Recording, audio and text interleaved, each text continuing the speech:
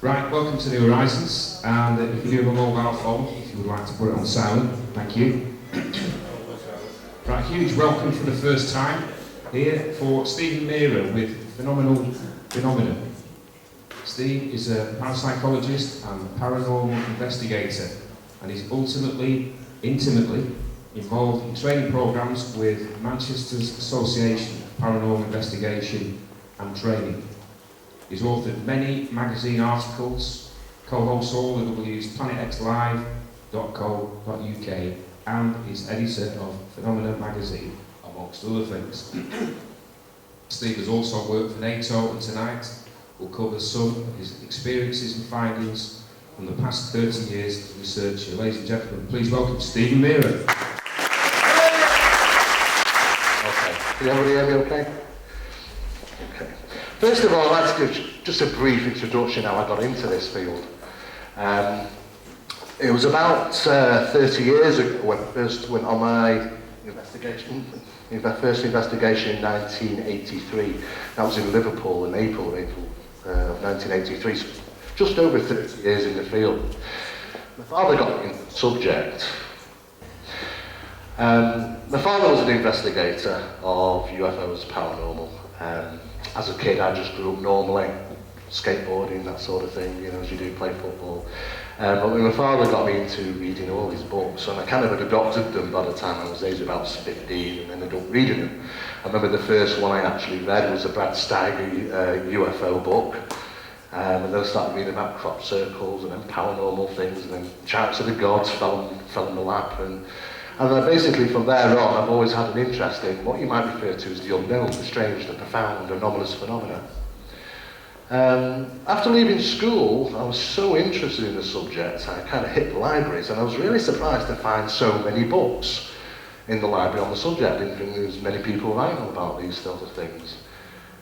So I exhausted the library for about 2 years. I read everything they could possibly offer. I think the first book I read was Arthur C. Clarke's Mysterious World, and I think I read it about 9 times. I think that was the most popular book at that time. From there on, I decided to join a number of organisations. I joined the British UFO Research Association, went through their training programme, and I was with them for many years, to the point I became the regional investigative coordinator for them, and I also used to tutor the BUFO UFO course to different people who were joining the organisation. I also joined NARO.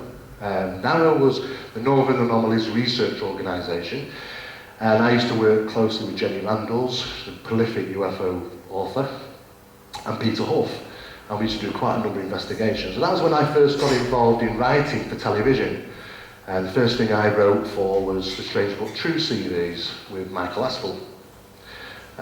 If those can remember that, go back far to, I mean, it was a very interesting show, and it did quite well. It got eventually took over by Uri Geller, bought the series, and it became Encounters, Strange But True Encounters when he took over, and then it lasted about another season and ended. From then on, I went on to numerous other different organisations, too many to list today. But I really wanted to make my own. I really wanted to sort of get my foot in the door in something in Manchester, because that was where I was living. And it was just coincidentally my father, who was an investigator with MAPIT, the old MAPIT, which was Manchester Aerial Phenomena Investigation Team. Now that was based in Stockport, and it was run by a gentleman called Dr. David Rees. He'd recently passed away at that time, and I took over the organisation in 1989.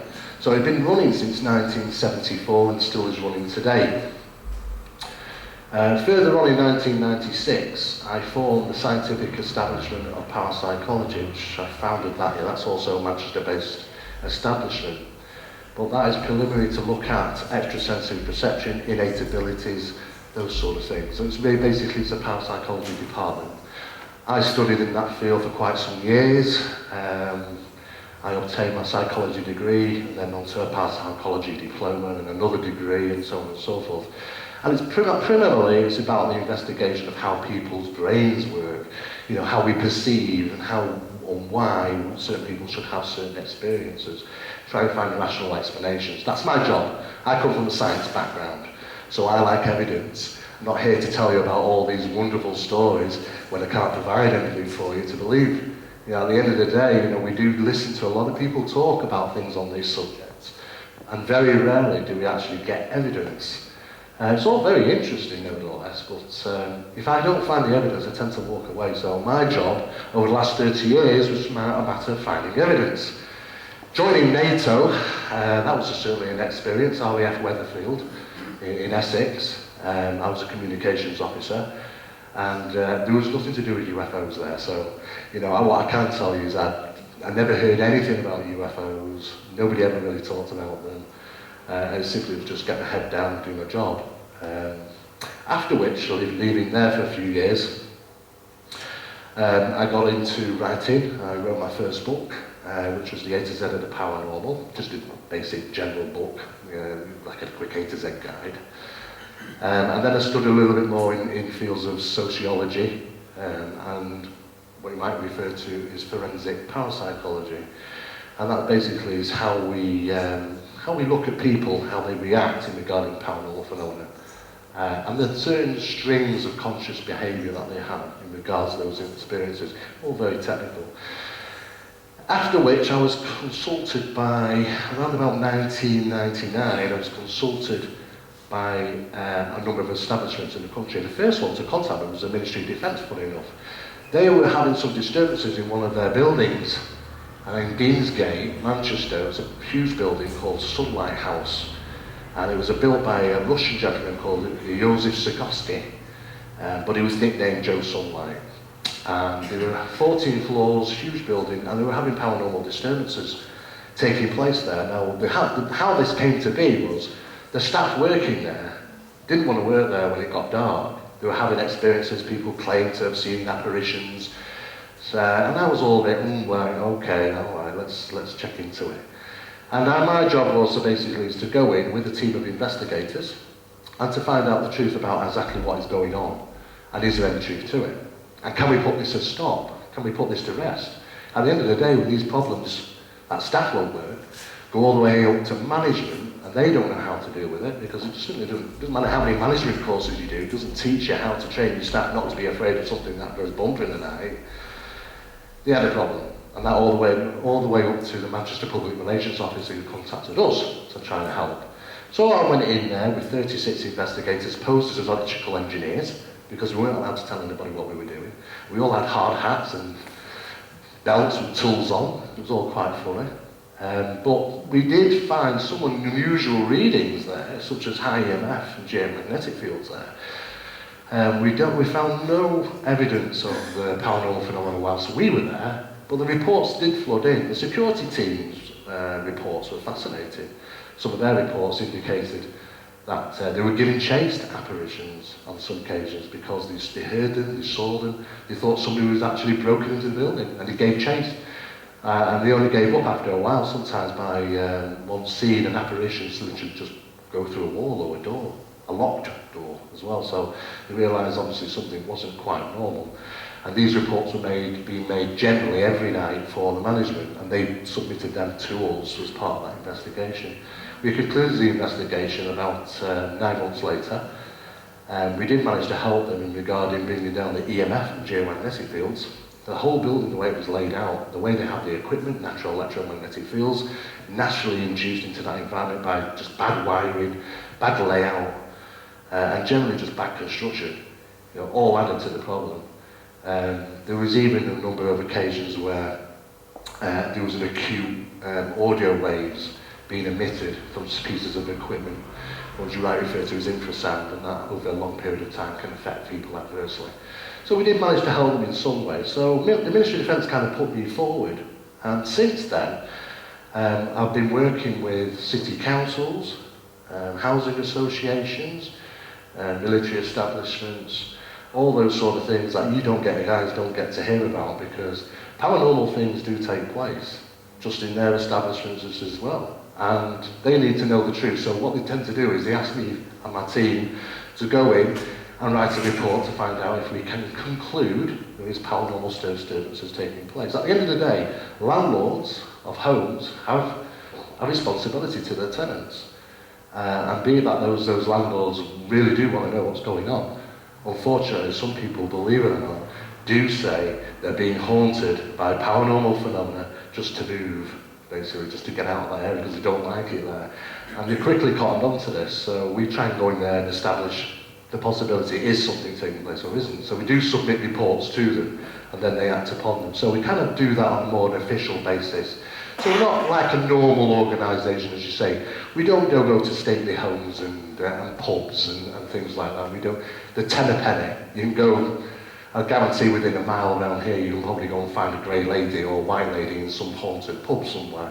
But nevertheless, though, we tend to do things more on an official basis. So this is an introduction to MAP IT, and the acronyms stayed the same as in MAP IT, but the names have changed slightly. It's now Manchester's Association of Paranormal Investigation and Training. Was preliminary about UFOs, but now people are interested in all sorts of things associated. The psychic and paranormal ramifications to some UFO experiences are quite bizarre, so you have to take that on board as well. So we cover everything, and more so the investigation and training purpose now. We run the British Investigators Training course, which is the most comprehensive course of its kind, which teaches people how to investigate pretty much anything that they might face out in the field. I'll talk a little bit more about that later on. Excuse me. I've just got over a cold, so you might hear me splutter a few times. MAPIT was first constructed in 1974. Obviously, the acronyms have changed in 1990. The training in education, residential investigations, corporate investigations, analysis and data collection, traumatic and profound experiences. Those are the things that we cover under MAPIT. Okay, not the normal run-of-the-mill. The British Investigators Training course is basically what it is it's a course that's put together by the leading academics in the world. In other words, if I want to go and find out something about Earth-like phenomena, I'll go to the world's leading expert, which is Paul Dameron, and I'll talk to him, and I'll say, Paul, I need some information about you, and we're putting a course together, and da-da-da-da-da. And this is how it pretty much goes. Over the period of 7 years of constructing this course, we managed to get every single person specialised in their field to submit information to the course. So basically everybody's getting the real raw, proper information from the academics in regarding how to approach the subject, how to investigate it scientifically, and how to research it thoroughly. There's more details about the BITC course on our website. We also do an advanced course as well, and right through to the parapsychology BU, B1 and B2 stages. Let's talk about some of the investigations, okay? Now, as I say, I've been involved in it for 30 years, so you can imagine I've seen some strange things over 30 years. And I don't mean just one day a week, I mean I was doing literally every day. You know, I think the longest investigations I've done 72 hours without any sleep, on 3 different investigations back to back, just because we've been so busy. This is an incident that took place, it was in August of 1996. And it was in a newspaper, Lancashire News it was, and this was a feature called Spooky Spills Scare Family from Home. Quite unusual. And when you read the article, it goes on to say, Mr. and Mrs. Gardner were claiming that strange water formings were taking place in their bungalow, which is in Rochdale, and that their council had been out, and the council didn't know what was going on. So we got involved. We were hired by Rochdale City Council to go in and try and find out what is going on. Now I'll be straight and honest with you guys. When I go out and investigate these things, most of the time there's a rational explanation. Sometimes it's misidentification, sometimes it's just, you know, they've been watching too much paranormal stuff, you know, and they kind of get it into their heads that things like that are happening. Very rarely do we actually find proper paranormal phenomena taking place there and then. This was the first time. This is a case that turned me around, actually. I mean, I was very sceptical when I first started. Of course, you can understand that. I came from a scientific background. You know, I'd worked and tutored in parapsychology departments. It's my job to find a rational explanation. Get a feather in the cap from the parapsychology department, and if we can prove something to be rational. And of course, this is what turned my life upside down, this particular case, because I just cannot believe what happened. The family lived in a prefabricated bungalow. Now, those prefabricated bungalows, as you can see, were only supposed to be temporary, but the family had lived there for 14 years. It was only a small building, it's kind of metal sheeting. Now, if you cast your mind back, if you think back that far, of August 1996, the UK was going through one of its worst heat waves at that time. It was pretty much 80s and 90s every single day, and there was a hosepipe bomb right across the country. So it was quite surprising to find an article in the paper at that time saying, all this water, where's all this water coming from? Okay, so it was my job to go in there and find out where exactly it is coming from. First thing I noticed when I got in there was there was a log sheet. Now, these log sheets were provided by Rochdale City Council, and they asked the family, after going in and investigating, trying to find out where's all this water coming from, to write down the, just, you know, when the incidents happened, where they happened, that sort of thing. So they've got a log of events. You could clearly see by walking around, watermarking. You can see stains on the walls and on the ceilings, and it's clearly a pattern caused by a dried up watermark. So water had been present, you know, in the property. We could clearly see that it had been on the ceilings and it had been on the walls. And you could see the stains around the house. Mr. Gardner said that he took me into his lounge and everything was wrapped up in plastic. The settee had plastic sheeting, the carpet had plastic sheeting, there was plastic sheeting over everything, over the TV, the radio, the fire. And he got all this plastic in because apparently these outbursts of water just come and there's no explanation for it, there's no warning for it, he doesn't know when it's going to happen, so he's got to prepare for it. And you could clearly smell that really bad damp smell when he got in the house as well. So you can, you know, you understood that obviously things have been damaged. You know, things have got rotten, the carpet had gotten wet, or the curtains, and so on and so forth. So that was generally the feel of the home. Now, as time went on, these are the sort of things that started to take place. There was quite a lengthy investigation. Water formings on the ceilings and walls and doors.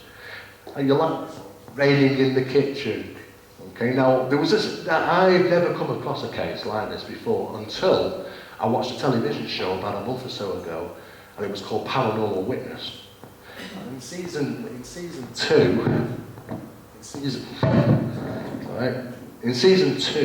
of Paranormal Witness, there was one such episode where somebody was claiming that these water pourings were taking place, and I was drinking a cup of tea and I sat there like, oh, okay, another case. I couldn't believe it. I thought, such a unique investigation, this one. But certainly not the only one, so I was quite surprised to hear about that. But raining in the kitchen, you can imagine my surprise on the 4th day when I walked into the kitchen and I saw Mr. Gardner sat there in the kitchen with his brolly up, and it was raining. It's hard to imagine that, but I'll explain that a little bit more in depth. I'm going to try and take you there as it happened. Objects found to have been moved, stacked and arranged, objects suddenly appearing from nowhere. That was an apportation, it did take place. Paintings flew off the walls, strange audible disturbances, unusual odours, electrical items regularly faulting, electrical items working without even being plugged in, objects being thrown around. This is what I would refer as typical poltergeist phenomena. Now, I've been in the field for 30 years and I've only investigated 4 cases of poltergeist disturbances. I can say are poltergeist disturbances, only 4 in 30 years. So, you know, when you go on YouTube and type in poltergeist, you get all these thousands of videos, don't you? Poltergeist here, poltergeist there, and it leads you to believe they're very, very common, but they're not. You do get interactive hauntings, but let me say, do not mistake phenomena such as hauntings, be it interactive or intelligent, if that's what you want to call it, and poltergeist disturbances, whole different thing altogether. Indicating turning point here in my belief. The railing in the kitchen did it for me, to begin with. Now this is basically how phenomena works, like poltergeist infestations. We know about hauntings. We know we've all talked and heard about things like this. We've seen the television shows, haven't we? You know, we have the interactive hauntings, we have the residual hauntings, you know, where we have those kind of events, like recorded events played back. Sometimes on a small scale, in a house, such as you see an apparition walking through a wall where once there was a door. Okay, residual phenomena. On the grander scale, exactly the same phenomena takes place in the Peak District and the Lake District. And we get phantom bombers seen in the sky. Exactly the same phenomena, but on a bigger scale. And the reason for that is that something generates that phenomena to take place. Some type of power is generated to create that vision of a recalled event. Now, it could be the upwellings of land in the Peak District, the way the reservoirs are strangely cut into the hillsides, causing huge amounts of EMF and geomagnetic fields, and over a period of time they build up and discharge, causing events to happen, and sometimes people passing by will see them. If we take the Lyme Hall in Disley, in Stockport, the procession of Lord Lyme's funeral has been seen on many occasions, round about the time it took place, an apparition. What's really interesting is that the horse-drawn carriage of this apparition is missing the top part, and the horses' heads are missing as well. Now, I'll show you, they didn't behead horses. It's just that the phenomena, the vision that you're seeing, is only rising from the ground a certain height. There's only a certain amount of energy to create the full picture. It's like seeing a TV, but kind of bit off the top. And this is what happens with residual phenomena. Intelligent, that's a whole different thing, because they interact with us and the environment and our timeline. So we do know that there's a completely different thing. Haunting, the word, covers so much. And really, you know, residual phenomena isn't really haunting in the sense of speaking. It's a recorded event being played back. But interactive phenomena can be often mistaken for poltergeist disturbances. In poltergeist disturbances, it's quite simple. If somebody says to me, we live in a haunted building, and can we get rid of it? That's that killer question, isn't it? Now, all these people on TV will say, yeah, we can do this, and we can get a medium in, we can get rid of this, and we can get rid of that. Bottom line is, and I'll tell you folks, bottom line is you can't guarantee anything of the sort. People can go in and do whatever they do, but at the end of the day, there's no guarantees that if it is truly haunting phenomena taking place in a building, and it's probably may have taken place there for some time, no guarantees whatsoever of being able to diminish that phenomena. Poltergeist phenomena is a whole different story. Because poltergeist phenomena relies on one thing. It relies on us. It relies on the people that live and experience the phenomena in that environment. It's the way it feeds. These are fear feeders. And what they simply do is they generate an action. And it's never wasted. It's something that we've learned over the years about poltergeist phenomena. It's like there is a rule book. There is a rule book about how these things work. They generate phenomena for you to see them and experience them. For one reason, to cause stress, upset, and vexation. And why? Because it feeds from it and utilises that for the next incident. We know about these events. Sometimes we have something referred to as paranormal formings, often associated with poltergeist disturbances. Those formings can be a number of different things. The most common, water, puddles that suddenly appear on the floor. But it is interesting to note, before the next action might happen, that puddle will disappear. They utilise every bit of energy they can. They don't waste phenomena. They're not going to do something in a bedroom which you won't witness, that you won't know it's a paranormal event. It's a waste of action. They do something, bang, so you cannot misidentify it. It's got to be something unusual. So they get something in return. The more they get from you, the more they can create more events. So the vicious cycle goes on. This is what you call the vexation cycle. Now, the vexation cycle, it just goes round and round and round. And it gets worse and worse and worse, because people get more and more upset. And phenomena gets bad and bad, and then it gets risen and risen and risen. And over a period of time, you just can't handle it. All hell's breaking loose. So what we tend to do is try to go in and we educate the people in the environment. We teach them basically how to lower the stress, vexation levels. You can understand it can be a bit difficult sometimes. People are very, very scared about the paranormal phenomena. But, you know, we do teach them to bring that down, the vexation level, the stress. We explain to them what poltergeist phenomena is doing and how it dwells and how it utilises themselves in the environment to live and breathe and carry on and fuel it. And it only takes a couple of attempts for them to recognise this effect, that when they suddenly start to lower the vexation levels, there's a slight decrease in the phenomena. And we bring that to attention. And when they suddenly go, oh yeah, it was quiet the last few days, it reinforces the fact that it does work. And that positive reinforcement, be it psychological behaviour, does actually start to decrease and diminish poltergeist disturbances to the point where we have got rid. There's not been any more disturbances. And it's simply been down to the people living in that environment.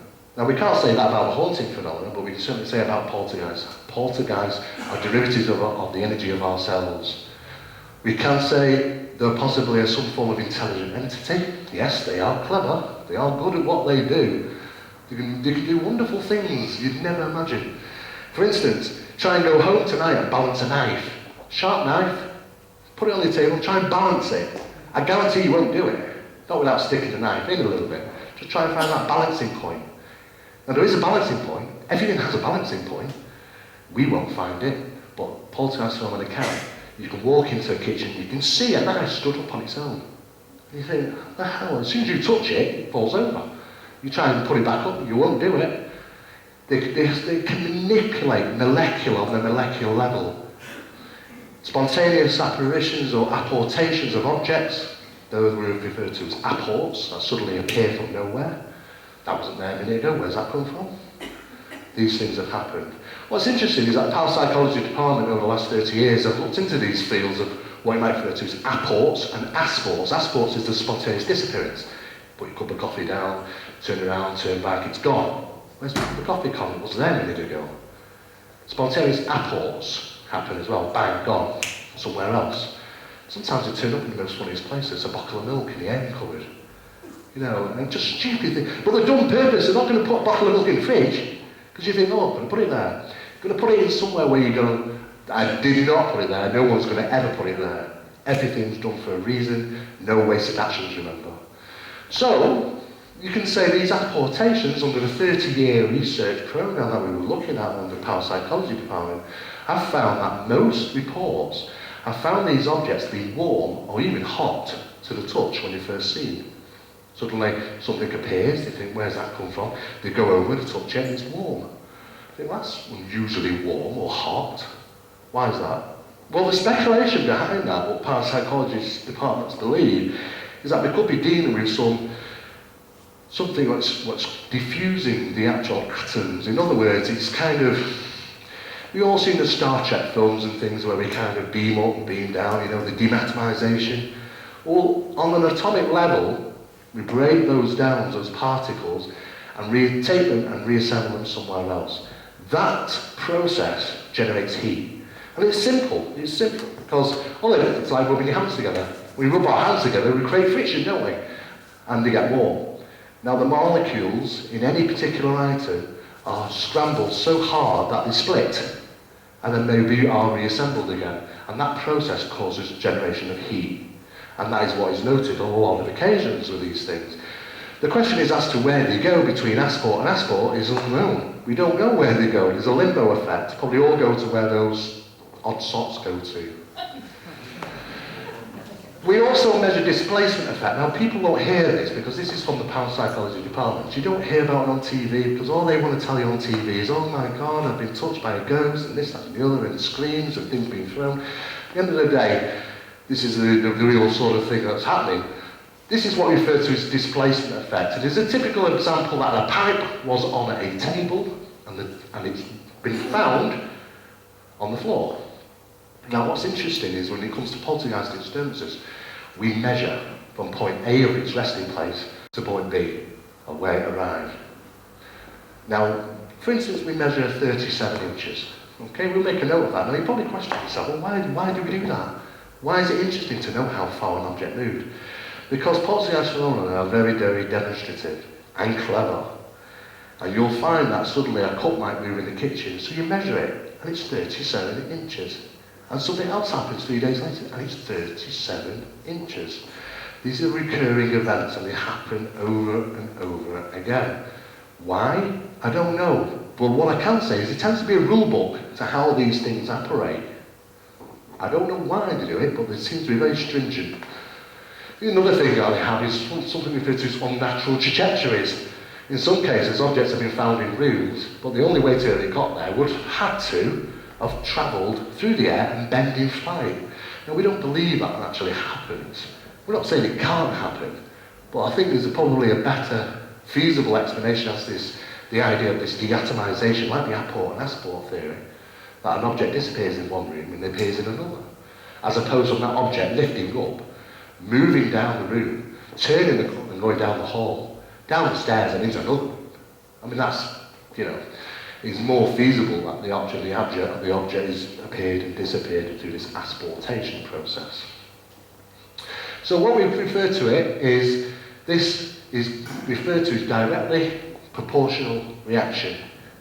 So what that means is the more stress you apply, the more phenomena takes place. It's quite simple.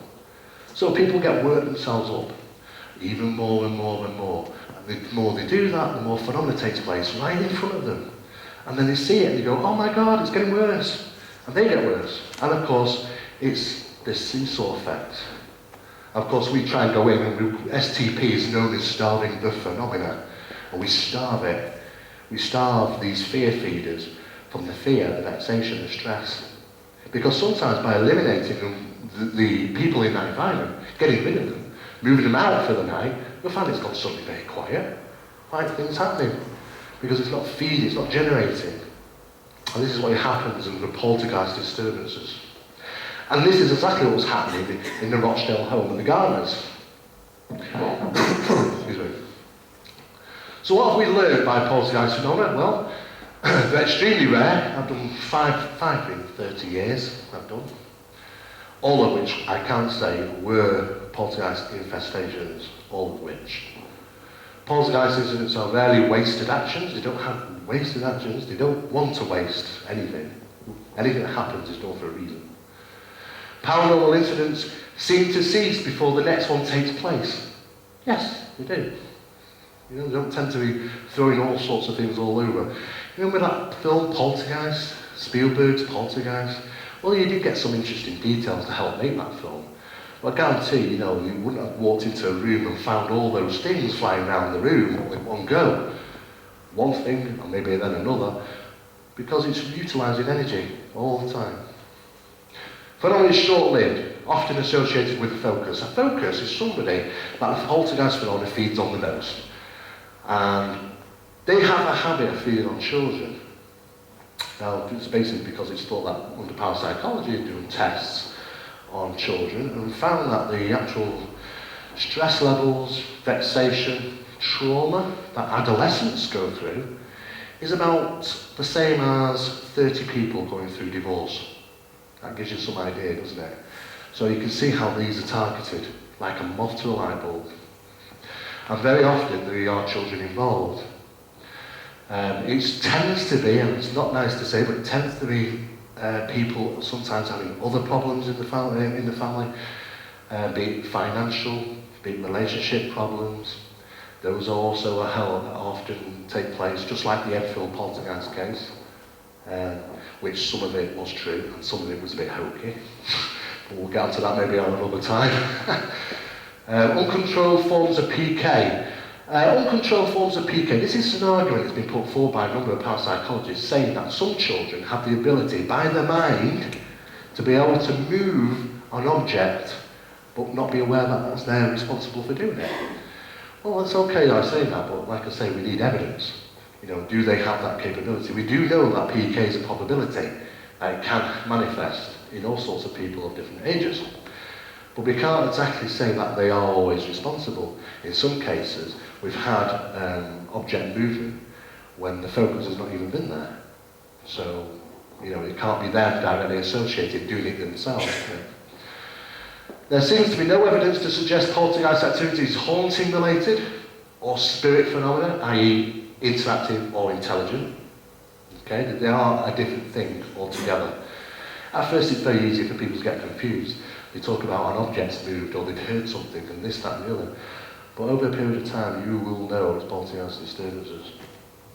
Upward manipulation. Now, this is what's really funny, because when you watch YouTube, all these people out there, they don't know it. When they fake these videos of doing poltergeist, this is a poltergeist, and you see something happen, what they don't realise, the fundamentals, if you did some work in parapsychology field, is that rarely, extremely rarely, do anything get manipulated upwards.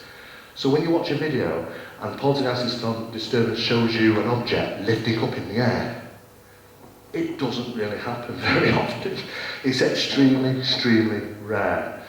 About 1 in, say, 1,000, if that one be true.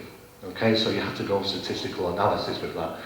The reason why we believe that is because it's too much. Why utilise energy against gravity to pick up an object? So it tends to fly across the room, off the wall, downwards, but never lifting things. And the reason probably that for is because it's got a battle gravity, and that takes more energy. And these things don't like to waste energy, so if they can throw something across the room and get the same attention to you, then rather than picking it up, they'll do that, because they're not wasting energy. They're very clever, these things. The phenomena can demonstrate an awareness and an intelligence, and are sometimes termed entities. Well, we've heard this before. We had the film, The Entity, the Carl Moran case. Well, the name was not really Carl Moran, but that's what it was said in the book. And we know, so Barry Taff and his investigation team did that, and they made a film of it, where woman claimed to have been raped by entities. It's a word sometimes associated to poltergeist disturbances, because it comes from the old spiritual writings that poltergeist phenomena are thought to be fallen angels, that they've never been human, that they're an intelligent being of some sort. But it's all theoretics as to what poltergeist phenomena really is. We know it's intelligent, we know it's interactive, but we've found no evidence whatsoever to suggest that it's ever been spiritual in nature, so we have to draw a line between the two at some stage. A consistency of measurements are often found within object displacement. Again, just like I said, the 37 inches. These things happen regularly. Apportations, objects that take place are sometimes felt warm to the touch. Could be the way the molecules are manipulated. And poltergeist actions have an amazing talent when it comes to balancing items and objects. They do. They can do things that's quite impossible for us to do, and they do it with ease. So, this little lady here, this is a themist, this is a statuette. Now, it suddenly appeared in front of our investigators on the lounge floor, and nobody knew where it come from. But the good thing is, when our investigators go into any building, we do what we refer to as a 5-stage video sweep. And the reason for that is exactly for this reason. We go around the building and we videotape every single room, every wall, every crevice, every corner, every item. So if something like this turns up and we think, it's simple. All we've got to do is look back through the videotapes and we'll be able to say where this object was. If it's Mrs. Gardner's, it would have been somewhere. So we went through the videotapes, and it wasn't on anything. It wasn't there. It wasn't in any room where we could see it. It wasn't clearly on display. We didn't know where it come from. But it did appear at 3:24 in the morning, in the middle of the floor, amongst investigators chatting. That's what's really weird. That's what poltergeist phenomena does. It kind of does it like, bang, there it is. Ha ha ha, did you? You only have to blink to miss something, and they wait. There has been an occasion where a friend of mine and myself were sat waiting for some type of poltergeist action. They're crafty, they like to perform out of sight, out of cameras. Very hard getting stuff. You have to trick them. And often not talk about what you're going to do as well, because they are intelligent. There was a family in Yorkshire in 1975, right, and they went to see an investigator after having poltergeist disturbances, and they said, look, we want to go, and the poltergeist, it's driving us mad. And the investigator said to him, well, you do know that they can follow you. He said, well, I'll tell you what to do. He said, don't talk about it. If you're going to move, just do it. Don't talk, don't say anything. Because when you talk about certain things like keys or, or special letters, important letters, they go missing. So they very quickly realised this thing's listening, it's learning, it knows. So the family tried to get out without saying a word. And they packed up all this stuff and they got it in vans and that, and there was a strict rule amongst the household, no one was to talk about where they're going or what they're doing. And a woman came out across the road about 8:10 in the morning and said to the woman who was there, who was Amanda, she said, "Oh, are you moving, Amanda?" And at that point, a very deep, rasping voice came out from the doorway of the household, and it said, "Yes, you're flitting." There was nobody in the house. And once she flung down the keys, she looked at us and said, "This thing's going to follow us." They moved, and he did follow them, and he followed them for three and a half further years. So they are what we might refer to as haunted people, the crisis, as opposed to haunted homes. A Themis, well, of course, we didn't know where she came from. Why would it? A Themis as well. A Themis represents justice, So we didn't really know, so we took all the photographs, measurements, we took everything we possibly could, and put it all on one side, and we thought, we'll have to wait and talk to Mrs. Gardner in the morning. And we did. And when we talked to Mrs. Gardner in the morning, she said, "Well, it's next to my television there." I said, "Well, we didn't see it when we came in. Well, it's always been there." So we went back on the videotapes, and it wasn't. When we came into that house, that object was not in its resting place where it should have been, where Mrs. Gardner places it next to the television. It wasn't there. It wasn't there for the duration of over 4.5 hours, and it suddenly appeared there. So I don't know where that object was for 4.5 hours. I don't know how it got there either, but it was 17 degrees higher than the room temperature. 17 degrees. Now on a small object measuring 7.5 inches, 17 degrees on one particular object, which is not metal, it's actually plastic, is considerably high. So it was being warm as well. So interesting point. Now that's me, that's a very young me, some would say. And that's myself looking at a water forming. Now, these water formings, they're quite inexplicable, because you'd have to be there really to kind of just take it in, because I couldn't at first. I thought, damn it, I'm going to find an explanation somewhere. I went, and you can just imagine, you can just see the loft door there. Well, I was up there in a flash. Yeah, trying to find where that leaky pipe was. I'll find it. There were no leaky pipes. In fact, it was dusty and dry. I lifted every bit of that thermalation up there and lifted it all up. Nothing. In fact, it was dry. Not a single bit of dampness. So the water, I've got my hand above that ceiling. It's dry. So the water's on the underneath of it, on the ceiling side, but nothing above.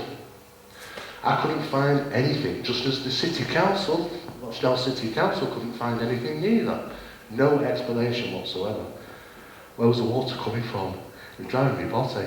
I thought, well, so it's got to be a rational explanation somewhere. There's got to be some type of atmospheric effect then. Maybe something meteorological in nature. There's got to be some reason. Is it condensation? Is it some type of effect? Is it something to do with the British gypsum plaster? Is it something to do with the molecules of Dulux paint? We wrote to Dulux paint. We got a chemical breakdown. We wrote to gypsum plaster and got a chemical breakdown. This is how thorough we are. We're trying to find any explanation we possibly can. So what we did is we took a water sample. These outpourings of water, it was amazing, because we watched it arc round the light. This thing moved intelligently across the ceiling. Now the only way I can describe that is if you got a glass of water and you stood in your kitchen and you just threw it on the floor. But imagine when you threw it, it arced and turned. That's the only way I can describe it. What I was stood there watching. It was moving around the ceiling. I don't know where it came from, I don't know how it did it. I've never seen anything since like that, and I probably never will. But I was quite amazed actually, and excited. But it didn't just take place like that, it suddenly just appeared on doors. As I said, I went to the kitchen one day and it's raining in the kitchen, and I don't mean just a little drip or drop. It's quite raining quite heavily. The water is on the ceiling, the droplets are dropping from the ceiling. I can only imagine within a 1 square foot of the ceiling there would have been about 60 droplets. So that tells you, it's quite a heavy rainfall. Mr. Gardner sat there making a cup of tea and sat in a chair with an umbrella up. I've never seen anything like it. It was like something out of a comedy film. And I thought, I've never get rid of that image. These things are just suddenly appear and disappear. I mean, you'd expect water to suddenly not just disappear, but gone. One minute it's there, the next minute it's gone. You touch it, it's dry. Where it was coming from, there was a lot of water. So we got samples of it, and we sent it to Northwest Water Laboratories. Now we also have to take a tap sample as well. Now a tap sample, we have to have a control sample. We've always got to take a control sample. What makes me laugh when you watch programs like the X-Files, and when they go into and get a soil sample, and they take a tiny little bit and put it in the bag. We have to take half a bin bag. We have to take a spade full of it. All these little shows that like CSI, they take a little tiny bit. The amount we used to take like half a bin bag. Well, in this case, we had to take samples of tap water from every single tap in the house. We had to take rainwater samples. We also had to take a sample of the paranormal, we could say water, and we sent it off to Northwest Water Laboratories. Now, this is what really got interesting. Because like I say, I'm a man of evidence. I like to see something, Now, I've seen it with my own eyes, so I know it exists, but it's difficult to explain that to somebody. It's not there, I've not seen it. This is the report that came back from the Northwest Water Laboratories by Kevin Platt. Now, we have the normal things in there: calcium, magnesium, sodium, chloride. These are the 4 things you expect to find when water's on a ceiling in your home, because we'll have what we refer to as leakage through plaster, Jules paint, British gypsum, all those sort of chemicals that you use, leaks into anything liquid onto the surface of wallpaper, especially a ceiling. But the bottom one, this is where it gets really interesting. Now the conductivity there is measured in what we refer to as USCMs. Now I'll explain what a USCM is. When we go home tonight and we have a glass of water out of the tap, the UCM in this area is probably around about 93. Okay, that's how much conductivity is in the water that we drink. Now it's okay, it's harmless to us. Drinking it at 93 USMs, it's nothing. But that is generated by water pushing through pipes. Anything's water pushing through pipes, metal pipes, copper pipes, causes an electrical charge, and that generates into the water. Or should we say leaks into the water, and it's okay to consume. The electrical conductivity on what is referred to as this on the ceiling, 1,323. 1,323 USCMs. The content of that water was so electrically charged, we don't know how it could have been. Now, we could say, well, are poltergeist manifestations, is it because they are some type of electrical-based phenomena? Could they have an electrical charge to them? How many times have we heard about balls of lights and things like that? We talk about natural electrical phenomena, very closely associated with different things that we hear about today. It could be all in one parcel, some type of electrical phenomenon that's taking place. So the UCSMs, well off the mark at 1,323. We don't know how that happened. So very unusual, something that we did manage to get a hold of. The family eventually were actually relocated. We had to have them moved. We had a sit-down meeting at Rochdale City Council. The phenomenon went on for 10 months. A priest came out.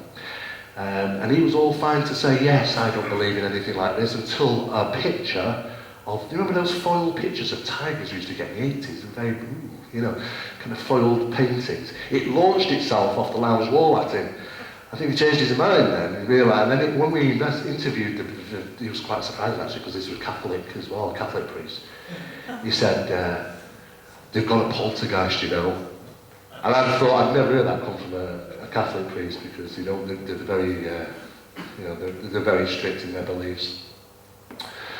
The interesting point is, this is my big turnaround event. Okay, now taking into consideration, yes, I've seen things, I've seen the water, I've seen it fly across the ceiling, we've got the sample analysed, it's really odd. The radio we heard come on in the bedroom, I went in there, it wasn't even plugged in.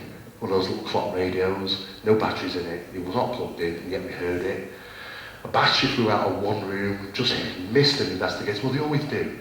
They'll never hit them, it tends to just miss them, because it's the fear is involved. Oh God, I could have got hit by a battery or something heavy. He's done what he wants to do, generate a vexation. I was sat in the back bedroom with 2 investigators. I was sat in the back bed, end of the bed. One investigator sat to my right, one investigator sat to my left. And we decided to go through a process of 1 hour of what we refer to as dead silence in the house. So we have investigators in each room, and we have a 15-minute turnaround. So it's absolutely no noise whatsoever. So we're listening to everything, and that's done purposely because for us, we don't live there, so we don't know the natural sounds of the house. Where you live, you understand the sounds of your house. You know every little pot, click, noise, expansion of the pipe, water heating, and all that sort of thing. Well, I wouldn't if I was to visit your home. So I listen, and we write down, and we make notes of every single little noise. And can it be attributed? Can everything be rationalised? So I sat there, and all of a sudden we heard a raspy, deep breath. Like that, exactly like that actually. And I thought it was one of the investigators at first, I thought, but I turned and one of them was looking at me, and I turned the other one and she's looking at me, and I said, don't look at me, it wasn't me. And then I heard this again. Quickly we all realised, all three of us, that we sat in the dark, on the end of the bed, in a room, and this voice or noise is coming from directly behind all three of us. And so it was kind of a glance left and a glance right as to who's going to look around. Of course, they're both looking at me. So I was like, okay, all right, I'll be the tough, brave one, because I'm not scared of anything, I'm a scientist. And I was absolutely scared stiff, to be honest with you. I didn't expect, because by this time, I'd realised that there was obviously something was going on, that I couldn't explain. So I turned around. And I think I only got to a point of just kind of half turning around where I took my chin to my right shoulder. And then something happened which ended up with me about 4 foot across the room. I got thumped, to be honest with you, I got thumped the hell out of. And I don't remember what's really unusual, I'm a big guy, It'd take a lot to push me 4 foot from here over there, with me not even knowing how I got there. And I worked out afterwards that it was kind of two things in one. I got thumped, and it was an electric shock at the same time. Now, I don't know if anybody's here has ever had an electric shock, but more recently than the older days, a DC, and DC, obviously, you touch something, you used to get stuck, but with AC, alternating current now, it throws you. It's a protective measure, so you can't stand there all day going, "Argh!" It throws you. I've been electrocuted several times whilst working for NATO, I guarantee that. But it was exactly the same thing. It kind of recalled back. I thought, it's like I've been electrocuted there. And thumped at the same time. And boy, God, it hurt. It really did hurt. It hurt the hell out of me. It was like somebody had really just physically punched me in the kidney. And I was over in this cupboard, not knowing how I got there, panicking, thinking, what's just happened, holding me back. I just got out of there. I just ran for it. You never see me run so fast. I ran for it. The investigators weren't interested in what hit me. They were more interested in taking a photograph of my back, and what you can see there is a bruise. It lasted about 6 weeks, that bruise. It's a very physical bruise. I went to the doctors with it and said, you've banged yourself or something's hit you, haven't you? It was a physical bruise. It lasted there for about 6 weeks. Boy, it blooming hurt. But what was really interesting is that 4 foot I moved. It didn't pick me up, it didn't knock me hard enough to move me 4 foot. It was like an electric shock at the same time. So again, it's something that might show the possibility that we're dealing with some type of electrical phenomena embedded and embedded into the poltergeist disturbance itself. So it's kind of part and parcel. That changed my life, I admit. I went outside tonight to have a sit down and a cigarette, because I didn't really want to go back in. And I thought, that's it, I don't want to do this job no more. I want to do something else. I'll be a manager, I'll be anything. I don't want to be an investigator, I don't want to do this sort of stuff. But it was over a period of 48 hours after that happened, it kind of, in the light of day, you could say, kind of, wow, that was really interesting, the zest of it all, and how did he do it? What was it? And kind of just enthralled me even more, just threw me into the subject even more to try and find out what and how they do these amazing things. I'm a parapsychologist that knows that paranormal phenomena exists. There are a number of us out there. It's okay to sit in parapsychology departments and say all the time, there's a rational explanation for this, that and the other, when you don't go out there and investigate it. I've done that for 30 years and I've experienced things. So yes, Phenomena does exist. I have the proof here. In regards to UFO phenomena, we also get reports of things like that as well. It's hard to get away from the UFO phenomena these days, you know. And if anybody says Roswell once more, I feel like screaming, you know, because it's just been talked about so much. But this is a really interesting incident that took place. In 1998, a series of photographs were sent to me, and this was taken in Southport. Now, by a gentleman who was on his boat with I think it's 2 sons he was out with that day. And he took 3 photographs of an object he saw in the sky. Now, what was really interesting was that we had the location. He sent us a map. We knew the time. We knew all these details that we don't often get. The type of camera, where they were, map of the location, the time of day, sunlight, location, all those sort of things really come in handy when it comes to analysing photography, especially UFOs. We look at one of those photographs. That was one of them. The witness described a UFO catching their eye, reflective in the sunlight. He saw it, he snapped it. It's as simple as that. 3 photographs reeled off. 1, 2, 3. Now, as you can see, if we look at the second one, by all accounts it looks like a disc, doesn't it? Silver and gold in colour. It's quite fascinating, but the third photograph shows how the object moved. Now, this is quite unusual because I've only ever seen maybe 2 pieces of footage worldwide where the object, saucer shaped, doesn't move in the typical 1950s sci-fi movie standard. It moves on its side, like so, as opposed from that way. I've seen a couple of pieces of footage that do show this method of flight.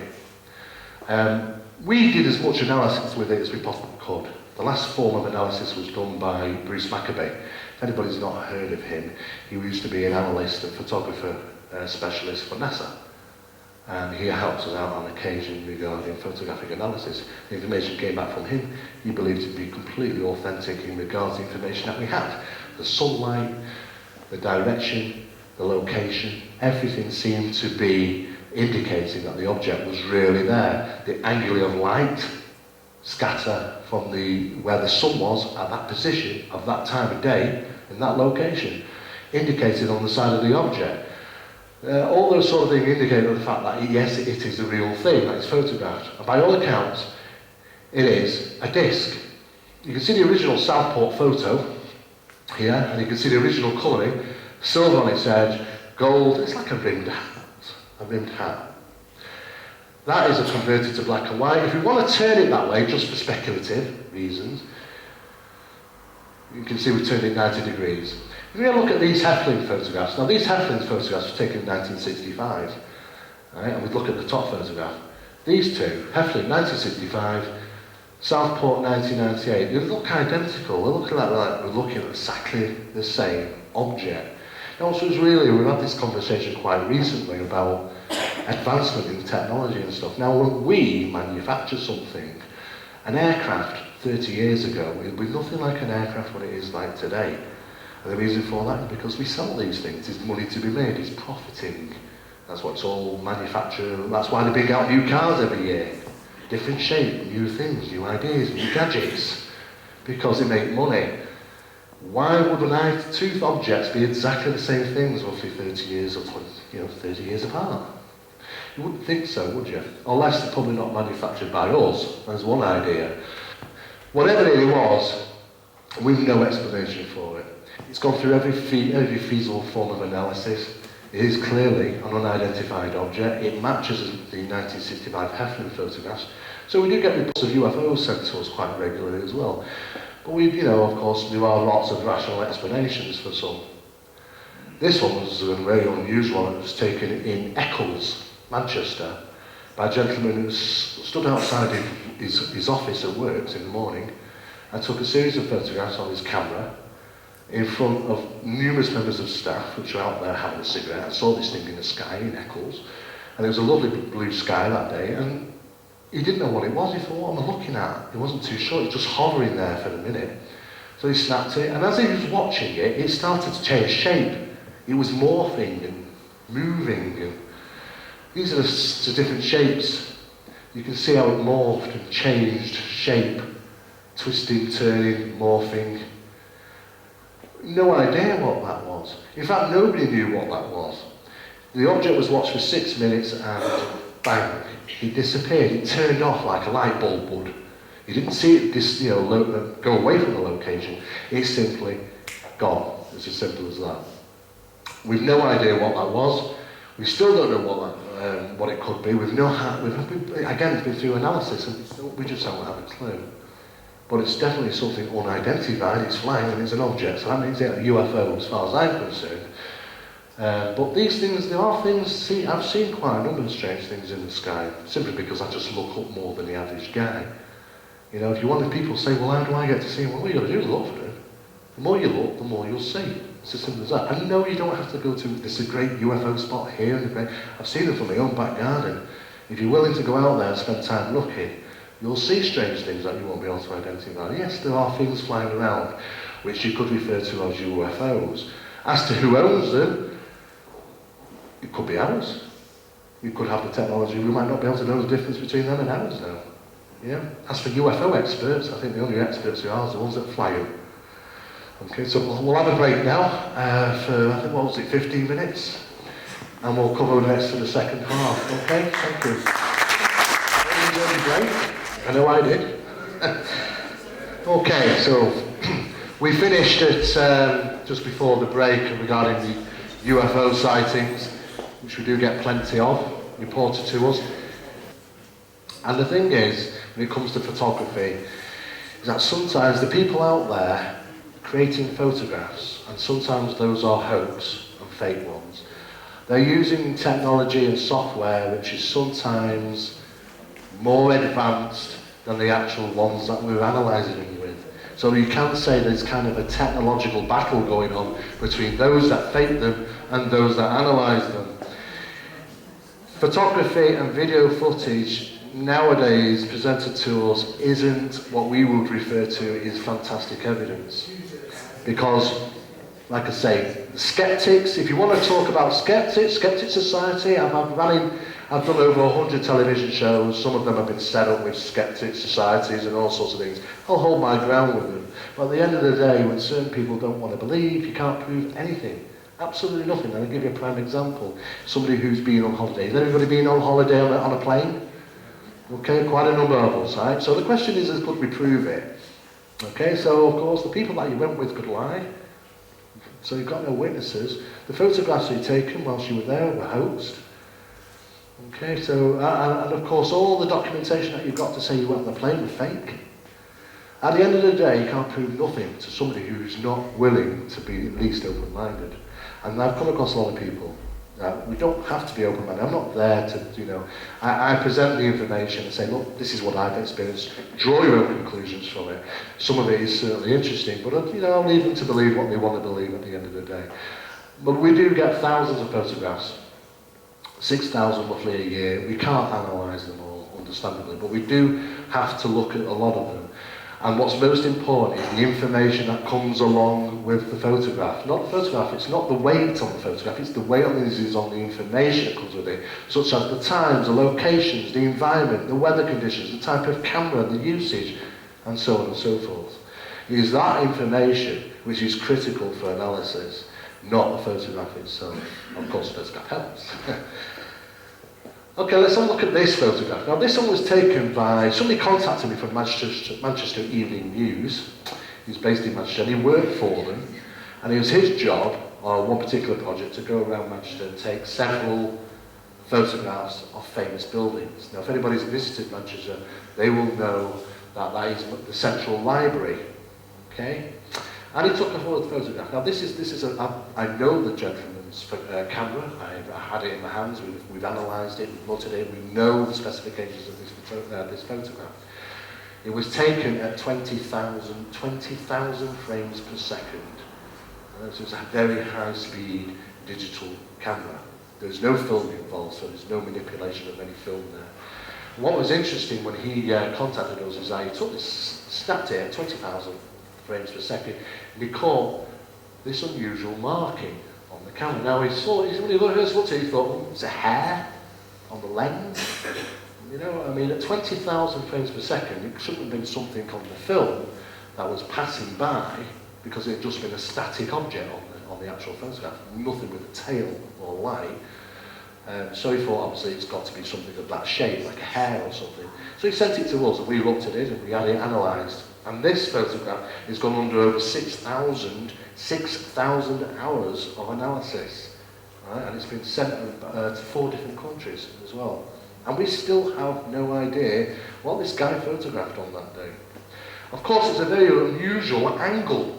If it's a very acute angle, the way it looks like an object coming down, but if you actually look at the angle, the information that we got from the analysts back, we were quite surprised. It's a funny shaped angle that came in. Let's do a little bit more.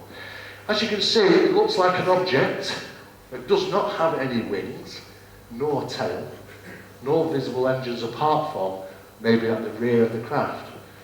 The streak of light behind it, it's obviously, you can see it's a cone-shaped or wedge-shaped object by looking like it's got 2 engines.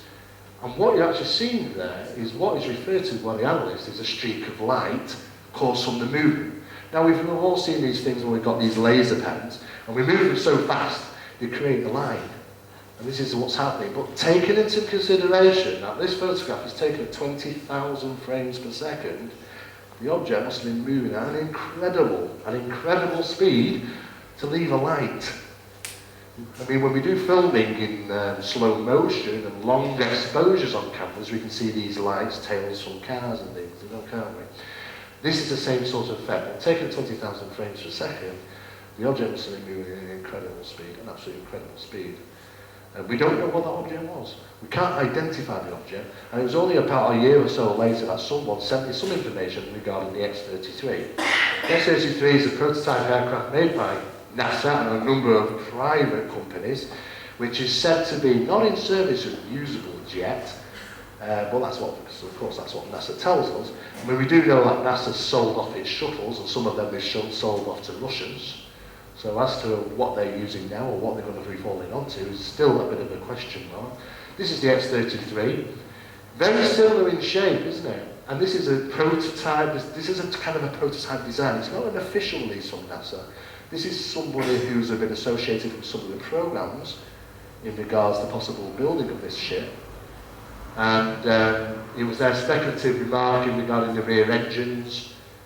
And that's the nearest one, the nearest thing that we can find that matches it. We don't know what it's took.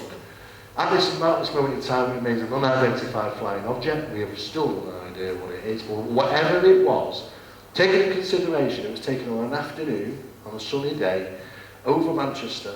It's coming down at an acute angle. It's coming down at an amazing speed, probably so fast you would never have seen it. If we stood there looking up in the sky, we wouldn't have seen it. It was travelling so fast to be captured on 20,000 frames per second. If anybody's done any photography here, they'll know that it's very, very difficult to capture anything with a streak of light at 20,000 frames per second. We don't know what that is, but what we can say, it's 25,000 frames per second, 20, it's even faster. What we can say is that the information has all been sent back. They didn't know what it was. All the analysts are stumped and we're waiting on further information on that. But like I say, it's about 6,000 hours of analysis on that. We still don't know what it is. Something a bit different, okay? And we all get called up occasionally into things that I just don't know what the hell to refer it to. This was an incident that took place. I'm not allowed to mention the location, but I can say it's Sainsbury's, and it's somewhere down south. And obvious reasons. This was a new Sainsbury's. It was built. It was an old public house and car park was demolished to make way for this new Sainsbury's, which has now been open for about 9 years. And some strange incidents started taking place. There's a particular car park space outside Sainsbury's. And occasionally, I got a phone call about this, and I just thought it was a joke at first, because I didn't know what to do. I'd never heard of this before. People suddenly just parking in this empty car park space would suddenly hit something. Physically hit something on the car. They can't see nothing there, so they jump out of the car and they have a look and they see damage. You can see the damage, you can see the damage On the bumper here, cracked headlight, and again, nice silver BMW, which is pretty, that's not good, is it? Eh? How do you explain that one to the insurance company? Eh? I didn't hit something, but... Tricky one. I thought it was just someone's got to be pulling a leg here. Someone's got to be. But the reports kept coming in and in and in. People kept reporting it to them. The manager took an interest in it. He said, well, I want to know if anybody's parking in that spot. What's happening? Why is it happening? And it was the area manager contacted us. So, of course, we went down there. And lo and behold, there was the car park space, which had 2 orange cones stopping people from parking in it because they just got fed up with people saying, going in and saying, I don't know what's just happened, I've hit something, there's nothing there. We talked to 2 of the witnesses, these car owners, which allowed us to take the photographs of the vehicles. And they explained that there was nothing in the car park space. They moved in and bang, they physically felt they'd hit something. They thought a barrier or a cone or something had come up from the ground, just something that you didn't see in the spot until they moved into the spot. We've seen in some locations, in some towns, they have some what we refer to as raising bollards, okay, which allow certain vehicles through that. They thought it was that. They got out of the car, there's nothing there, they're feeling around, clearly there's damage to the car, there's no markings on the paint as to what has been hit. I mean, even on this location here, you know, that's a hell of a dent.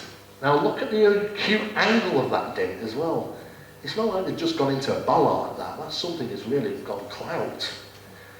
And they've no idea what's happened. Anyway, there's been 16 incidents since. 16 different people. This is just 2 of the 16. So of course, who was picked to drive their car into it, time and time again? Me. But I have to say I was lucky because nothing happened to my car. You know, and I kept driving. I drove it about 5-6 times, in and out, and then I drove around. I thought maybe if I come in at a different angle, maybe it's something. No. Any readings? No. Nothing unusual in that location. No geomagnetic fields, no electromagnetic fields, no microwave energy reports, no temperature spikes. Nothing unusual whatsoever. Just normal location. But they didn't know I didn't know what to make of it, to be honest. I'd never heard of anything like it before. So I did a little research. Yes, that's the only thing I could find is something called lisps, an old Irish folk tale, invisible barriers. I don't know if any of you guys have ever come across something like this, but I've never heard anything of the sort about invisible barriers. You know, and I really didn't know what to say. So my conclusion was to the area manager was to put the bottle bin there. And they have done, and it stays there, so no bugger can park there anymore.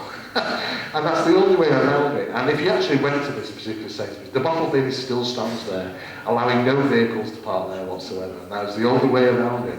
The only thing I did find out, what was really coincidental, is that the actual old public house that they pulled down to build there was an old Irish pub. And I thought it was the only connection, so I thought it was a little bit unusual. But I had no idea what I was dealing with. But I thought it was so unusual, and I don't come across things like this. I've scoured books in the internet. So, no problem. No problems for the wagon collecting things from the bottom bin. They pick one up, they drop one in, they never have a problem. Never had it. Only the people that parked there before the bottle bin went there had this issue. We do still get reports from them to say, is everything okay, just in case they decide to move that bottle bin one day. But nevertheless, though, the only thing I found was there was an old public house, an old Irish public house. That's the only thing you could find. I don't know, I have no idea what it's all about. If anybody ever finds out anything about these invisible barriers, please get in touch with me, let me know, get in touch with me somehow through my website or whatever. Because I'm still trying to find out more about this, and I've just banged my head off a wall, I have no idea. Nevertheless, though, it's very unusual incident. This one's even more unusual. I've done a lot of work with police forces over the years, London CID, on several investigations, which a lot of it I can't talk about. Some of them were missing persons, some of them were regarding some paranormal events.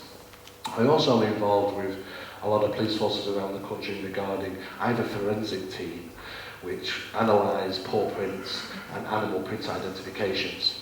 We have a special system, computerised system, that analyses over 19,000 hair samples from felines. There are large cats in this country, and most of them will probably be aware of that now. And yes, they are breeding, and yes, they roam around, and yes, they are seen on a regular basis. Some of them are coming into more town areas as well, actually, believe it or not. So they are becoming a little bit more used to us being around. They like to keep a lid on it, the police, on a lot of occasions. But they do call us in, and we do the analysis, we do forensic analysis for them. The last incident that we had was in Poynton. The cat was a puma. It was a fully grown female. The paw print identification was an 8-inch, just over 8.2-inch paw print, was from a feline, a female of the species. She was untagged. She wasn't known to have been released to the environment or nor missing from any compound or zoos. She wasn't caught. She did get away. Specialists were called in. The gentleman actually, he had a golden retriever. The dog went to he had a patio door, glass patio doors with a curtain drawn, and he sat in his lounge. The dog went to the window, started barking. He opened the curtains and switched on the light, and there was one just sat only a few feet away from the door. It snarled at him and jumped into the garden and away. That jump was 11.5 feet, which is about right for that feline. Police were called in. It was about stirred. This animal was seen by 6 different witnesses in different locations, and it was following the train tracks. Basically, they followed train tracks and routes away from us. But you think about it, they crisscross all across the country. These things travel a long way, and they're the most adaptable animal in the world. And we think, well, how did they survive our harsh winters that easily? And of course they don't have to eat as common as we think they do. So there are plenty of these animals around, and numerous other different types of cats in this country which are breeding. So what I can say is that most of it probably came from the 1976 Animal Act regarding releasing animals to the public released animals. A lot of people had exotic pets in the 50s and 60s and 70s. And when this law came in 76, it was a stupid law. It was one of those where if you've got an exotic pet, illegal in this country, and you get found, you're going to get caught, you're going to get fined. It's simple as that. They gave no option to a way out of the situation. So what did people do? They went and released them through fear of being caught. They just went and released them. What they should have done is put a rule in saying, bring your pets in. Now and again we hear about these come bring in your weapons days, isn't it? Have you ever seen this? People bringing the guns and the knives and things. All right, thank you, Mr. Smith. It's nice for you to drop that 2-barrel shotgun off. We'll see. We've no problem with that. And occasionally, the government does that in this country, just to get the weapons off the street. We should have done the same thing regarding animals. They didn't quite think about it. But hey, that's politics, isn't it? Nothing changes there. So, of course, people release these animals and they've been breeding and so on and so forth. And they are still carrying on today. So I did a lot of work in regarding that matters, but on this occasion I was contacted by Southampton Police Crime Unit, and it was a very unusual case. Now, I went down to Southampton, I sat in a cafe discussing with 2 officers and a CID guy regarding this particular incident. They received a phone call from a woman, I can't mention the names, but let's for instance, let's call her Mrs. Jones, saying that her husband had disappeared. The police went down there and they were trying to figure out what was going on, but the initial report from the phone records was that the police said, well, how long he's been missing, he has to be missing for a certain duration of time for us to, get interest. So it had to go a duration of time. The story is that Mr. Jones, who'd just been promoted at work, had just got a new company car, and it was a Rover at that time. And his typical situation would happen on a Friday night when he'd finish work, he'd come home, he'd have his tea, he'd get changed, and then he'd go out with his friends. 2 guys from work, and then a couple of other friends that he'd have. And it was kind of a regular thing that he had done on a Friday. His wife on a Friday would have her mother round. She lived local, family lived local. And it was a regular thing that they do. On this particular Friday, he came home, he parked his new car outside, his company car, and he'd only just got it 2 days prior, so he was really looking forward to showing his car off to his friends, apparently. Now, they'd also had a little baby who was only 7 months old at the time, a little boy, and everything was fine in the house, everything financially, everything between them, so there were no relationship issues or pressures. he had his tea, she heard him walk upstairs, and she was doing the pots in the kitchen. And she finished doing the pots, and she kind of realised it was very quiet. She said, well, where is he? You know, has he gone out? Not said to her to me, I'll kill him. So of course she goes to the bottom of the stairs and she shouts up to her husband, because there's no answer. So she thinks the slide, he's gone out, not even said goodbye, is he for it now? So she walks upstairs thinking maybe he's pulling a joke.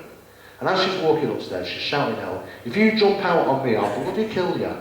Because she's thinking he's hiding under a bed in a cupboard, he's going to jump out and scare her. And she's walking out saying, I'll kill you, jump out on me and all this. Anyway, he wasn't there. The car keys, however, were still on the side. And she's looking around trying to figure out what the process of what's actually happened here. He's not took his keys with him. His door keys are there, his car keys are on the same thing. He looks out the window, the car's not gone, the car's still there. He was planning on taking the car. Why would he go without his keys to getting in and out of the house? His phone, he's got a phone on the side, he's got notes on the side he was going to probably take with him. His clothes that he was wearing at the time, he must be still wearing the same clothes. No new clothes are out, no sign of his own clothes that he was wearing at work. So she's really puzzled, she doesn't really know. So she just thinks, well, he must have gone crazy. Must have changed his idea, or maybe he shouted say to her to me, and I didn't hear him because I was doing the parts. And so anyway, her mother comes round, and she mentions it to her mother, but he didn't really think much to it. Later on, it starts getting a bit late. She's thinking, well, where's my husband? She's not turned up. So this is around about 11 o'clock when he gets in normally, about 11:15, and he didn't turn up. And she's waiting, and she's talking to her mother, and her mother ends up going home around about 12. She says, ring me, Pauline. Oh, Pauline, I've told you her name now. Not to worry. She says, ring me anyway. You never heard that.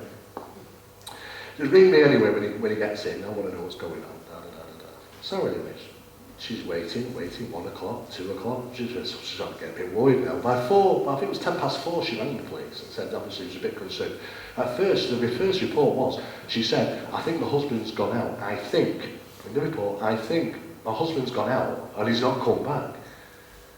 So a series of questions asked, well, where was he? Da, da, da, da. And she said, well, he would have gone out with his friends, but he's not took his keys. It's all very strange. And he only could turn up. And they really were, to be honest with you, Southampton police were really interested. You know, he's not been missing very long. Could have just been a mistake. So they said, well, you know, get back in touch with us tomorrow if tomorrow morning if you've not heard of him. And she waits and waits and waits. By 5 o'clock, she's on the phone talking to her family, saying, you know, we haven't heard of him, we haven't seen him out here, he's not turned up, he's on. Her mum comes back round because she starts getting upset, and there's still no sign of him. This went on. The police turned up at. She made a second call to the police, and it was only when she made the third call, the actual police officers, 2 police officers turned up. One was a female police officer, and one was a male officer. And they took a statement from her. And that was around about, I think it was about 1:45 in the afternoon the following day. They asked her all sorts of horrible questions, really. You know, did you have a fight before? You know, have you got any problems? You know, is your relationship okay? And what about financial issues? And all those questions that she really did not want to face came out. But everything was fine. She said, you just don't know. I just don't get it. So we said, okay, so they put out some information, took some details off her, and this, that, and the other. And of course, obviously, the police went away, and I don't know how much really they actually bothered doing an investigation into anything at that time. But the following night, that evening, she was in the lounge watching television, and she was, again, having these outbursts of crying and that. And she suddenly heard a thud come from upstairs, a bang. So she walked to the bottom of the stairs, and she just paused listening at the bottom of the stairs, because she knew she put the little asleep in bed, in his cot, but he was obviously sound asleep. And she heard some rustling and some more noise coming from up there. So she just shouted, who's up there, or something to that effect. And of course she heard her husband shout, say, it's me. And she was like, she ran up the stairs, grabbed him, flung her arms around him, almost brought to tears again, trying to explain, where the hell have you been? And he didn't know what she was on about. He had no idea what she was talking about. He said, what are you on about? He said, where have you been? He said, I've come up to get changed. And he was in the process of changing his clothing at the time. He said, no, do you not know what day it is? And of course, he said, what are you on about? He had no recollection. As far as he was concerned, he walked upstairs, went to get changed. Next minute, his wife had walked upstairs saying, where have you been? So she explained, and she says, right, you daft bugger, get me mum on the phone. So he gets the mum on the phone, and the mum's saying, do you know what day it is? Turn the television on, have a look at our paper, do anything, you know. Eventually, he realises something's not right, and he thinks to himself he's having a mental breakdown. And he says, well, where have you been? Because the wife says, well, you can have a mental breakdown, well, where would you have been when you had it? Because you weren't here. He said, well, I can't remember. If I had a mental breakdown, I can understand that I've not realised where I've been for the last 24 hours. Maybe I just can't remember for some reason. So it was all very mystery. Anyway, they ended up sort of saying, right, okay, we're going to have to make an appointment with the doctors, we're going to have to get you into hospital, we're going to have to maybe find out if you are having some type of psychotic episode here. Either way though, she still was quite puzzled as to the fact as to where he'd actually gone. So you probably all question yourself, is that why did the police contact me? Why did they want me in this involved? Yeah? I'll tell you, simple. The following week, exactly the same thing happened again. He went upstairs, went to get changed and disappeared. And he never came back. And he never did come back. It's now been 7.5 years and he never came back. She wasn't working. She was totally relying on her husband to bring in the income to keep that house. Her family ended up clubbing in for her to keep the house. She refused to move. She will never move from that house. Because she thinks hopefully one day that husband of hers is just going to come back with no idea as to where he's been. The police were involved. They ran a huge investigation. They exhausted the investigation. In fact, they shelved the case 3 times, but it was only because they brought in the new digital policies. When they brought in these new policies, the police forces in this country about maybe 5-6 years ago, all these shelved cases were taken off the shelf and reanalysed and looked like, okay, we don't want no shelved cases, there's got to be some conclusion on these. And of course they reopened the case again, and this is when I got involved, and they asked me, have you ever heard anything like this? And I said, well, I've heard about this in time. I said, well, that's a whole different thing. I said, I've heard about possible dimensions. I looked into strange appearances and disappearances even. Came across a number of cases where 3 joggers were running through a local park in New York, and apparently one of them fell over and just completely disappeared into the floor, never to be seen again. I've heard a number of people that said 1 minute they were there, next minute they weren't, they just blinked out. And a sudden appearance of a man. A number of people have suddenly appeared. There was actually one in this country about 7 or 8 years ago, a gentleman that suddenly appeared in the middle of a road, a busy road, dressed as a composer. Didn't understand a word of English, no idea. He's an absolute genius, and he was put into a mental establishment, you know, he thought he was obviously having some type of psychological problem.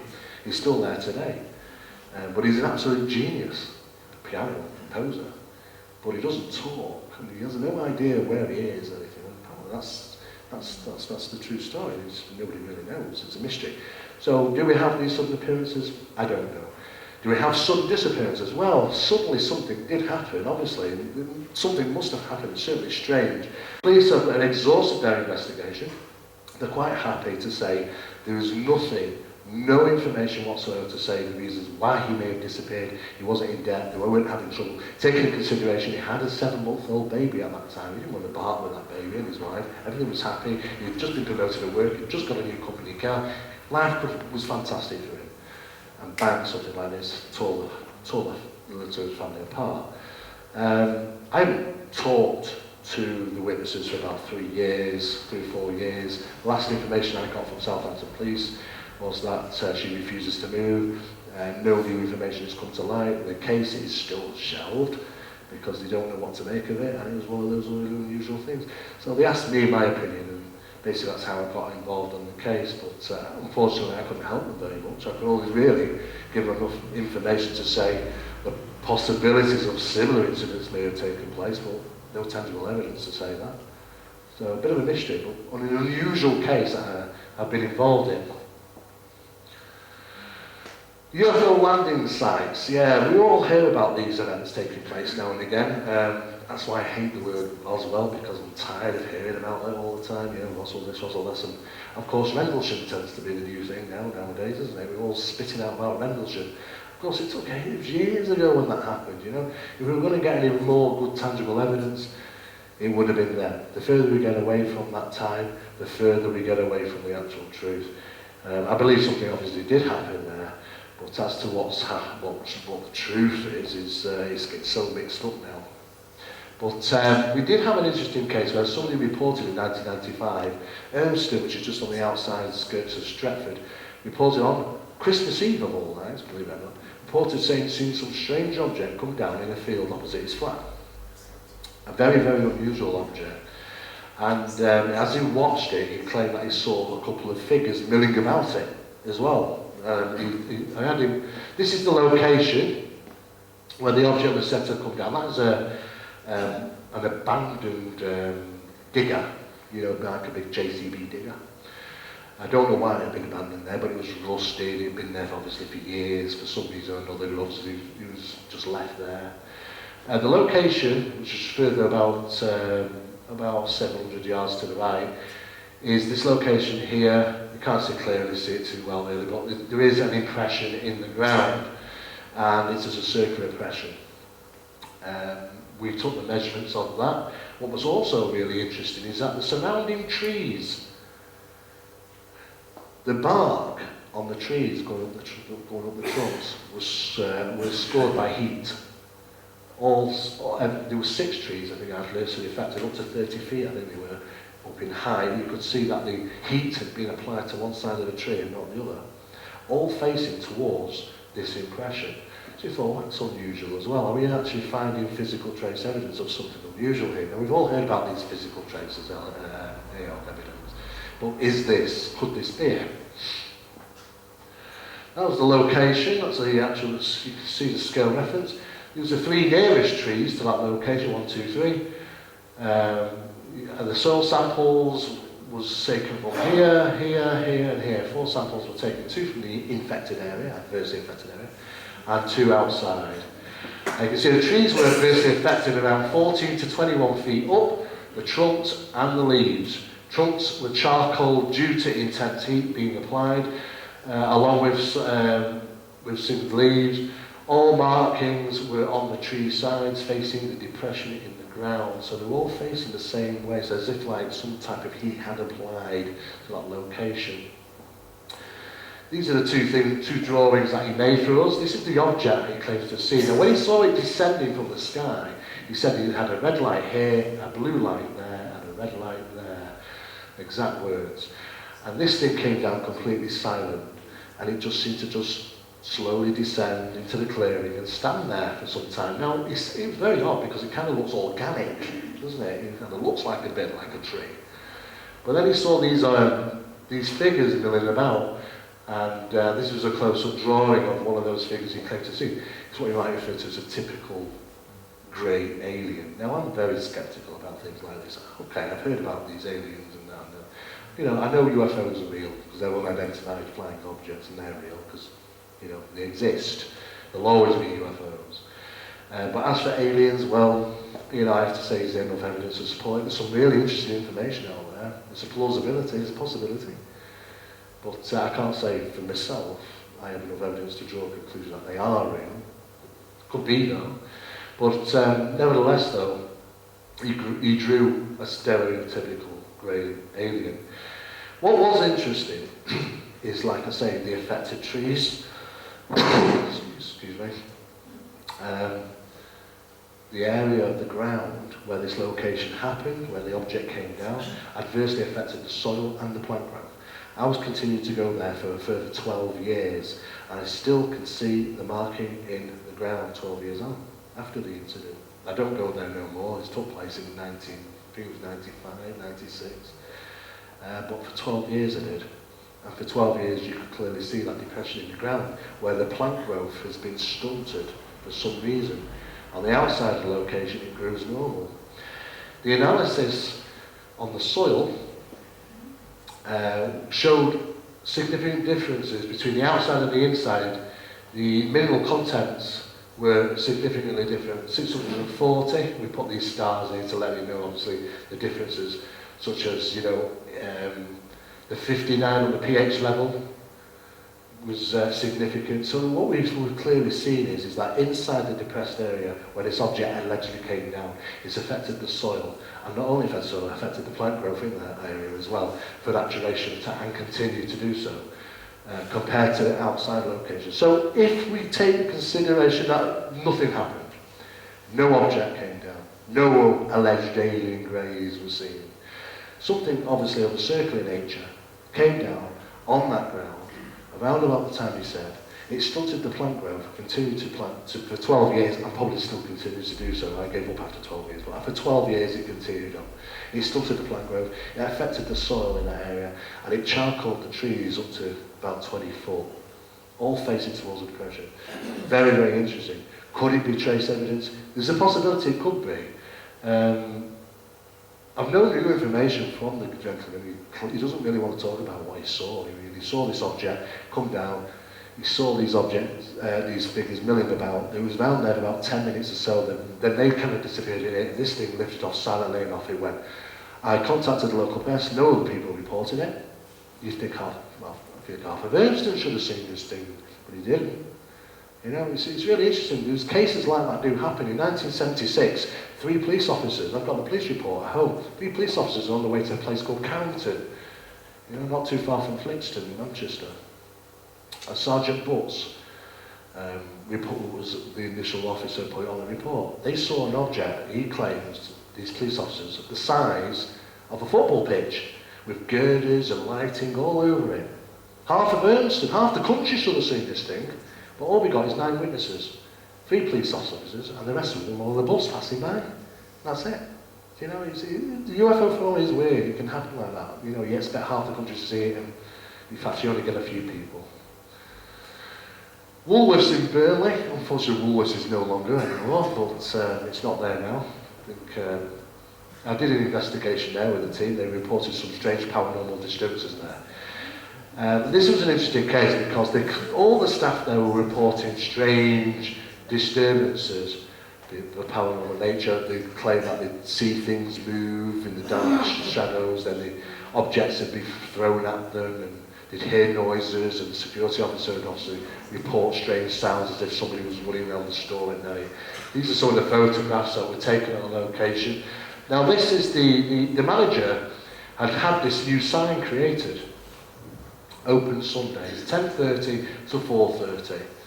Okay, now he had to take a photograph of the new sign and send it to his area manager to sort of say, oh yeah, brilliant, we've got a new sign made. So he got a camera, which was one of those disposable cameras. When you get out of machines, you know, you put your money in, it comes out, and it comes with a film in it, and click away. And he took a photograph of that to send to the area manager. These other photographs that have been taken, I've pointed out some of the anomalies on these things. Some of these things are actually seen by the naked eye, which is really interesting. It's not just a matter of being caught on camera, but some of these things are actually seen by the naked eye. So these, some of these photographs are taken with different types of cameras, different locations, different times. So you kind of get the same anomaly on a range of different cameras, a range of different types of cameras, at different times and different locations. You can see again here. Here, there's an arc of light. Tiny little one there, zoom in. Here, and the darkening here. Again. And again. And again. And we go on, and on, and on, and on. All these strange lighting phenomena. Even dark shapes which are seen to be moving around have been photographed. We didn't know what there was. We had no idea what it was. None of them tend to look like an apparition, or, well, none of them look like a ghost, should we say. Because a lot of people get a bit mixed up between the reference apparition and ghost. An apparition is something that is seen which is not human looking. A ghost is somebody who looks human. So we don't know what these apparitions are. This is taken even in the infrared realm. Again, the anomalies are still there in the infrared. So they captured on every type of film, every type of camera, and it went on and on and on. What we do know that there had been some incidents on the location prior to it being built. There had been a death on the location of a boy who joined the building site. He'd been there with his friends and climbing, messing, and apparently he'd fallen and he'd died. That's the only thing we could find on that location. No untoward incidents, paranormal or not paranormal, had been reported there. Rodney? Well, it used to be a palace theatre, didn't it? Prior to the... And a cinema. Yeah, maybe it goes back to that time. And it really steep. There used to be a walk side of it. You walk to a bottom street. And it's really deep, Yeah. and that's where they built the car park. Yeah, that's right. I used to work there on the deli downstairs where we're talking about You the did? car park. Oh, right. It's really good to see all this. Oh. Talking about, we're talking like 1989, no, 79, 80. Oh, right. Right, that's quite a while ago. Of course, it's not there now, because we know what happened to Woolworths, don't we? But these incidents went on for quite some time. This is the most interesting photograph that was taken. This is a close-up of the sign that was made to send to the area manager. And it was something up here that was kind of catching my attention, because I thought, well, what is this jumbled up mess? What is that? I mean, are these unusual camera, the lighting anomalies? Is it what you see now is this is taken inside the store. The tills are just here. This is the gallery. As you come off the tills, you walk out the door and out you go. And out there is the street. You can see somebody walking past with a little child. These are glass windows. There's light bouncing all over the place. I don't know where, but that could possibly happen. It could be maybe an unusual camera effect and cause the lighting. But what is this jumbled up? Because it's colour in that. I can see a red, I can see a bit of blue, and just a bit of a jumbled up mess, really. And he passed it on to us, and we had a look at it. We had an analyst look at it. So we turned the photograph upside down. And some people started to sort of say, well, you know, are we starting to see something, an image in there? Some people reported seeing a person sat in like two legs, his head and his arm coming down, maybe even fingers there. Some people reported seeing different things in the image. What we could be talking about is pareidolia. Now, pareidolia is a name given to something that the brain does. It looks at an image and it says, oh, that's what it is. It tells us what it wants us to think we're seeing. For instance, that isn't a face there in the middle. Yeah, it is actually just a guy and he's holding a baby with a hat on. You know, it's just... Do we see Christ in a Kit Kat? Do we see a face in the crater or somewhere? Yeah. Do we see Jesus Christ? It's actually a dog's bum, that, by the way.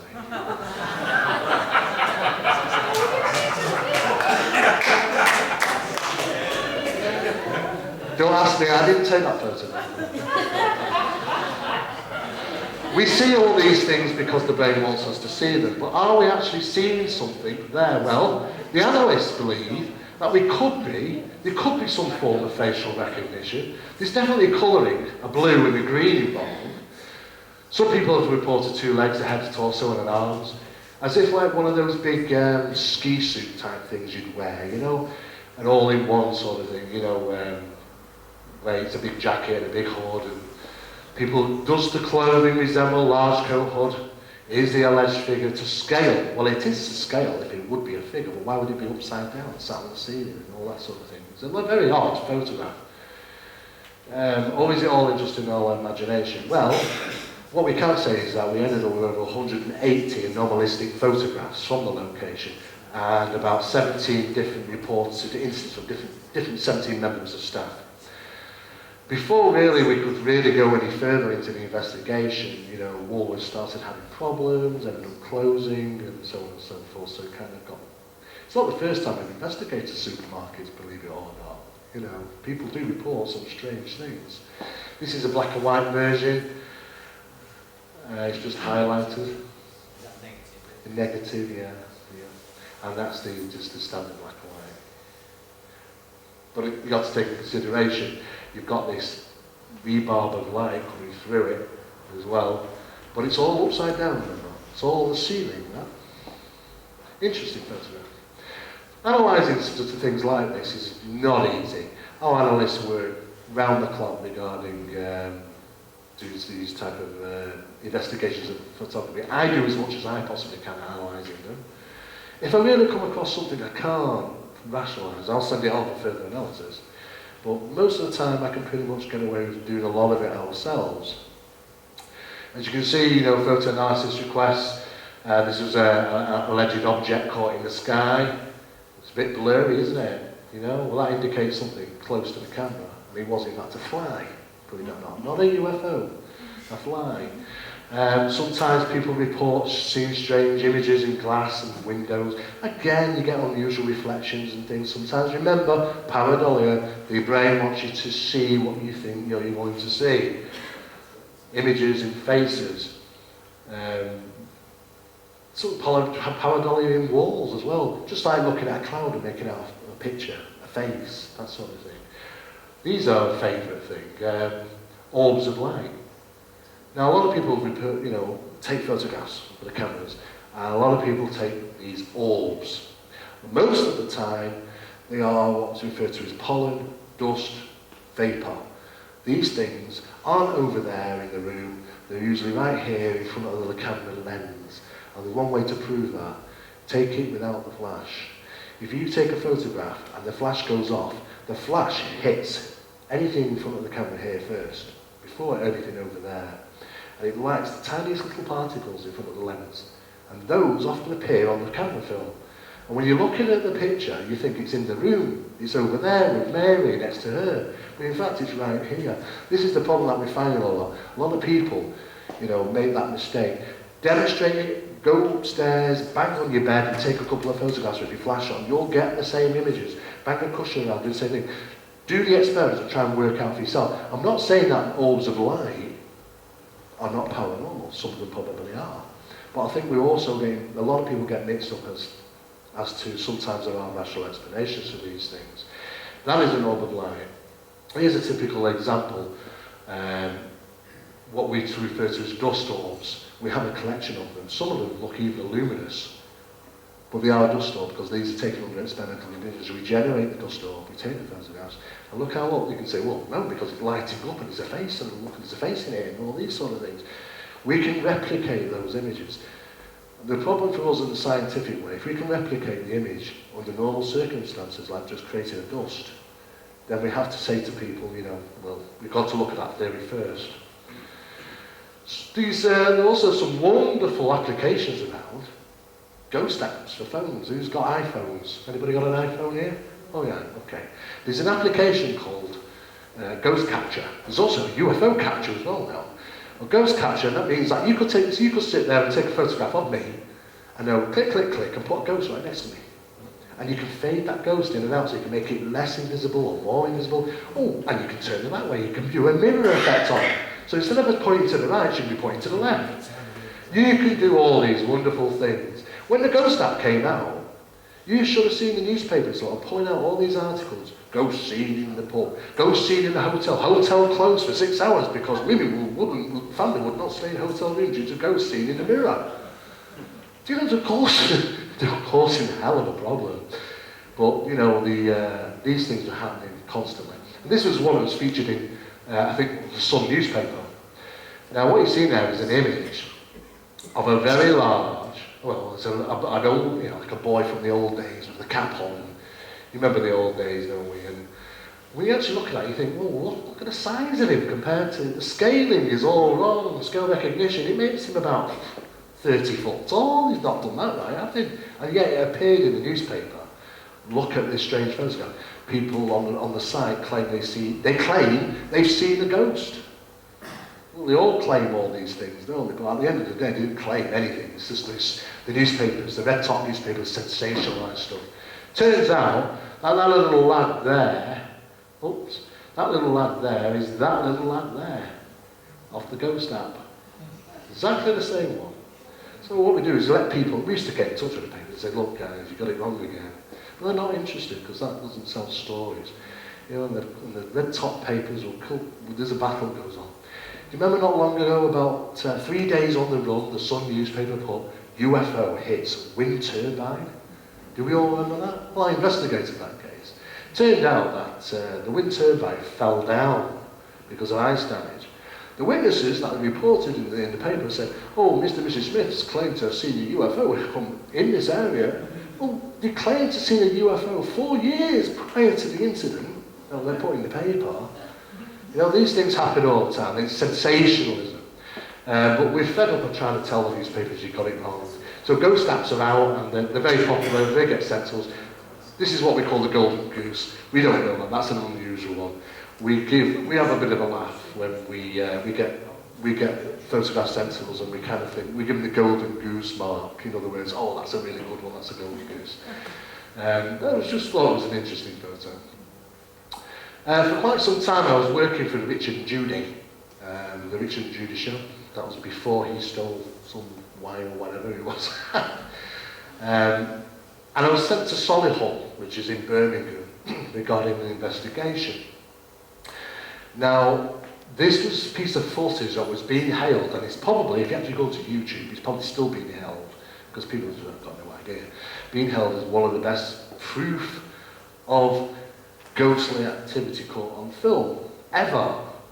And I thought, well, okay, I'm in for bidding for a pound. And of course, I was working for Richard and Judy as the investigator, the way you might refer to, used to send their expert out to try and find out, is there any truth to these sort of things? And I was travelling all over the country to doing this. So I ended up down in Solihull, regarding a piece of footage a young boy had taken with his mobile phone on the landing in his house, and he claimed to have snapped an image, a video clip of something walking across his landing, like a dark shadow.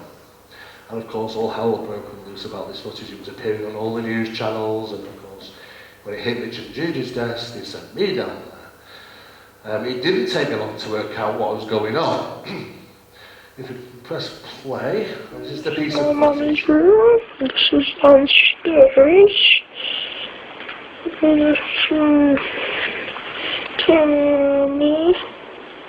Oh my god.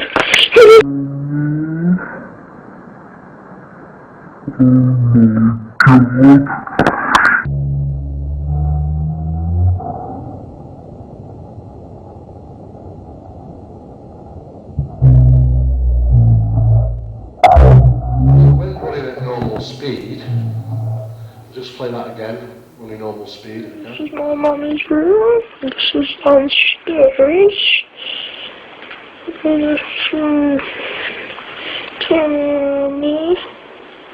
Oh my god. So what we're basically seeing, this is the front bedroom here, the landing is just here.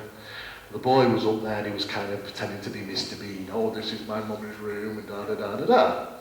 And he apparently turns around, and as he's filming into his bedroom, he claims to have seen this figure walk across, and of course caught it on the phone, and then runs into he says, oh my god, and runs into his sister's bedroom. So I went there with the team, and the first thing that we noticed on that piece of footage was camera flares. Now this is something interesting, because can we just play one more time, thanks? Yeah, go on. Camera flares. I'll show you camera flares when it happens. It turns round. There. Oh my god. And there. Just a little flash of white. These are what we refer to as camera flare. Okay? There's only one way that camera flare can happen. Okay? And I'll explain how that happens. Very technical, but this is a still from it. And you can see the camera flare is here, and that was that bit there. What he's done is, quite cleverly, and it's the only way to do this as well, to get that camera flare. Taking into consideration, he stood on the landing, and the light source on the landing is the ceiling light that's on, landing light. And he stood there and he turns around. To capture that, what he does is he places something, he's got all of his camera and his phone, and he's running a video, and he places something clear, maybe a CD case, with a little black mark on it, or a little man, and he places it in front of it, and he goes like that, and he moves it across. The only way to get a camera flare is the light source is bouncing off something reflective in front of the camera on the phone and bouncing back into the camera lens. The only way to do that, there's the statistics and the analysis done, counter flare is because this figure is actually marking on a CD case or something similar to a CD case, something clear, like you put a little black mark on or draw a little black man and place it in front of the camera. What was really interesting is about an hour or two later we scoured his room and found the CD case with the little black man on it. Now excuse me, the family have been offered £2,500 from the Sun for the footage, which they gladly accepted, and they were also taken out for a family meal as well from the Sun. They wouldn't relinquish the footage to anybody, they wanted to keep hold of it. We pretty much knew exactly how, we actually recreated it. If you actually go onto YouTube and type in Solihull Ghost, you'll see our recreation. Done in the same location, under the same circumstances. And they're identical. So that's very simply done. In this case, the family made a considerable amount of money from doing it. So the Solihull Ghost case has proven to be a hoax. But it's really, some of the funny remarks on YouTube and Facebook about it continue today. Booth Supermarket was another location that I investigated for Mr. Booth in Knutsford. They reported strange goings on there. The reports, as you can see, some of the tills are just played up. You go there and it just got absolutely mad, and they'd always report in the paper flying out left, right and centre. And of course there was only one original real plant up on these top shelves. And one particular night when they came in the morning, they had lots of plants up, but all of them were artificial except for one. And that one was taken down and dragged up and down the aisles during the night. And that thing was about this tall and was in a pot about this big, and it was about 8 foot up. So how the hell, I couldn't lift it. I couldn't even lift the pot on its own. That thing was dragged up and down 4 the aisles during the night, and the alarms didn't go off. The disturbances continued for quite some time, but what was really interesting is that the building was actually built on the old jail where they hung people as well, so that was kind of all mixed up as well. The thing is, what happened is that I kept a lid on this case, but then other people came on, like the staff started talking to people. Oh, do you know about the ghost? Oh, do you know about this? So Mr. Booth kind of went, ooh, you know, I don't want this information out. It might be bad reputation to come shopping here. So he kind of stopped the investigation, unfortunately. But that was down to his own staff talking. So supermarkets are still a regular place. Another poltergeist case that took place was in Stockport, where the family reporters really bad incidents taking place. An apparition that stamped its way up the staircase one particular night. It slammed the lounge door so hard, he put a 26-inch strike, complete, broke the door, buckled the door in the middle right down. These things, excuse me, these things on a regular basis. We were called in to investigate. We ended up having to get the church involved. Luckily, they did actually help. I mean, I don't know about, you know, what your beliefs are regarding the church. Sometimes I think only about 12% of our blessings only are successful. But in this case, it did work. So it did work for the family. She rang me at 3:30 in the morning, woke me up, screaming, because they saw this thing stamping up the staircase. Her and her 2 daughters ran into the front bedroom and barricaded themselves in. And she rang me, screaming and crying on the phone. So I had to get there. I didn't get there until about 4:10 in the morning. And she opened the top window and I said, come down and open the door. It took me ages to convince her. Well, I was waiting and waiting and waiting. And then she come back to the window. She said, well, that's not the problem. We can't move the stuff. It's too heavy. And I thought it was really interesting because in the height of the moment I've been so scared, I just picked up everything and flung it at the door. Cupboards, wardrobes, a lot. But then when they kind of calmed down, they thought, how the hell did we move all that? And they were struggling a bit to get out. Eventually they did manage to do it and come down. The church got involved, did the blessings and so on. And then something just stopped, just like that. But it was definitely poltergeist disturbances. This is when I went to Gerwin. Balls of light are seen and photographed. The people that were doing up the church in the graveyard said, oh, it's haunted, there's lots of strange things going on. It turned out it was nothing but more than just balls of light. And you can actually see one I've taken there. These are what we refer to as ignis fatuus gases, balls of light, swamp gas. Happens in Anglesey, Gerwin. And of course, because it happened locally to a churchyard, they thought it was paranormal. That was myself doing analytical investigation for Panspermia for the National Geographic Channel and X-Files. You'll find all these sort of things on the internet, on YouTube, if you want to find out a little bit more about them. But recently there was an article found regarding that, believe that life in space can exist in such as molecules and things like that, and they reckon that science has found, NASA's found those sort of things. I was talking about that last year regarding a National Geographic Channel programme. That was the article that was recently out regarding life in outer space. And these are some of the things I've photographed. After a meteorite strike, or there's been asteroids, meteors seen, sometimes things fall to the ground, and sometimes there was a belief to have extraterrestrial biotopes inside them. So we could believe, we're kind of leaning towards the theory that there's a soup of life in space, and when sometimes rocks come through space and hit the Earth, they gather on them and drop them down to Earth, which is a very interesting theory regarding how life could have happened on the planet. We're only a stone throw from Preston, Chingle Hall, does anybody know it? Okay, I've spent about, I went 27 times, I spent a lot of time over there over the years. It's closed to the public now, unfortunately. It was classed once as England's most haunted building. I've visited there many times, and lots of paranormal things allegedly reported over the years. It was allegedly built in 1620 by Adam de Singleton. And it was one of 465 moated manor buildings in the UK. And lots of people reported strange paranormal things there, including the sighting of monks, objects moving, strange sounds.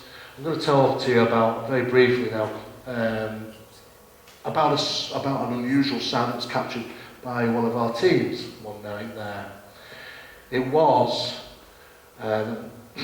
this is just Chingle Hall from the back, different areas. That's Paul Crone from Granada TV. Do you know Granada Tonight, those Granada reports? Paul Crone's featured on there a lot. He went to Chingle Hall, had a claim to have a very unusual paranormal experience there, and said he'd never go back in there again, and he won't do. He never has done. In fact, his equipment, the camera equipment that was left by his team, were left there for about 3 months before somebody else came and picked them up. He won't step foot back in there. He claimed to have seen an apparition in Chingle Hall. He won't go back in. This is Vic Albert, he's Milton. He also claimed to have witnessed an apparition in there. He claims, you know, that he saw this manifest in front of him. He won't go back in Chingle Hall. It is a shame that it's closed to the public now, but after doing so many years of investigations, you get thousands of reports from people. This guy who was the plumber, John Green, he was actually putting in the piping into the Great Hall, and it was on a heater. And he went out to the bank, came back in, and it was all gone. All the fittings that took him an hour to put it on, it all disappeared. He went into the side, he had a word with the owner, and then he came back into the building again, and it was all back there again, as if like one minute it was there, next minute it wasn't. Very odd. That's myself and a number of teams over the years that have been there. These are some of the anomalies that have been photographed. Again, you get a lot of mist and shapes, strange sort of things. Terence Whittaker did an investigation there, Analysed. Yeah, and a radio show actually did a live presentation there as well, and they heard a loud banging sound like a gong going off in the kitchen area, which they couldn't explain. It gonged 3 times, and apparently they just got out of there. This is the rear of the building. This is taken in the infrared. There's a kind of an unusual colour of light in that. Again, these things are seen. Again, these white shapes. That was the swinging chandelier. That's often called. This was interesting. This is a piece of the wood from the beam in the ceiling. The fire brigade were called out one day after the smell of smoke, and they found this, and it was burning from the inside outwards, not outside in. They did a full investigation. The Goosenar fire service, they have a report on it. You can access that report. The report says when they came out, they saw it smouldering from the inside out, and they were so fascinated about it. They said, put it on display in Chingle Hall. So there it is still. It was on display in Chingle Hall for quite some time with no explanation what caused it to happen. All the photographs of Chingle. Again, you get these balls of light, some of them are possibly explained through dust particles. That one was actually seen by naked eye and photographed. So they do happen. That was me pointing where it was when we saw it. You can see all these photos on the wall of other photographs that people have taken whilst visiting at Shingle Hall over the years. Now, this is just other locations of the hall. During the summer, quite a number of years ago, around about 5:30 in the morning, the birds singing, that sort of thing. Investigators had had pretty much an uneventful evening there. There were 2 females investigators, 2 male investigators. And all of a sudden, they were packing up, ready to go. They heard this tremendous scream that just came from nowhere. And it was heard in every single room of the building. The owners actually got up out of bed over it. It startled them. It startled everybody, actually, because everybody was really interested. Everybody thought it was in the room where they were. Where was it happening? It happened in here. Where was it happening here? Everybody heard it where they were. So it was as if like the whole scream was generated in the same locations, all over the house at the same time, at about 5:30 in the morning. It was very, very interesting. It was captured on an audio recording device, left still running, fortunately. And it did capture the event. And we had that. These are just bits of plaster. Sometimes you get things thrown at you, and you kind of think, well, where's that come from? And, this is the scream, the Shingle Hall scream. I'll play it and let you hear it.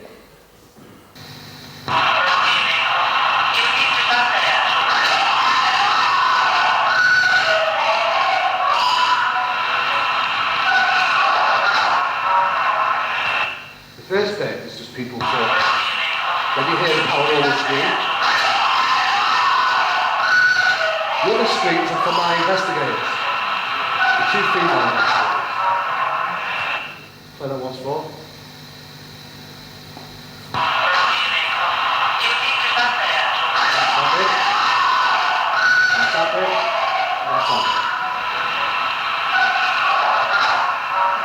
So what we're hearing there is a scream that was just generated from nowhere, which is this big bulky thing here.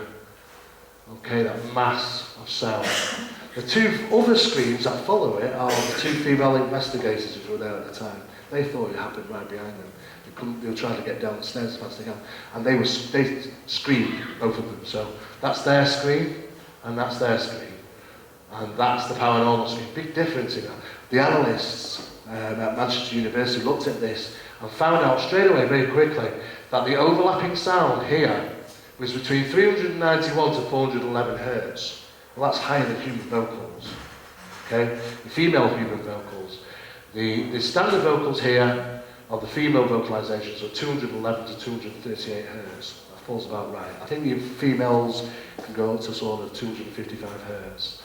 Yeah, 391 to 411 was in the paranormal sound, but not just that. It actually consisted. It was the overlapping sounds. It was 26 different vocals in that one scream, compared to a single vocal there and a single vocal there. So what they're basically saying is that 26 vocals came together to generate one scream, and they were all non-human vocals. I still don't know how they did it. The only way they could have done that is if they had recording, playing devices, speakers all around the house, in different locations, played it all at the same time. But if you go to Shingle Hall, there's just nowhere to hide anything. You've got white walls and floorboards, and that's pretty much it. So it's a bit of a mystery, and it still is today. Just very briefly, especially about Phenomena magazine, if you haven't already had it, and it's free, it's absolutely free, just go onto the website, phenomenamagazine.co.uk, download it. It's out every month. It covers everything from paranormal to UFOs, all anomalous phenomena. And we put our own investigations and news items into it every month, so just go onto the website. All back issues are also downloadable on the website as well.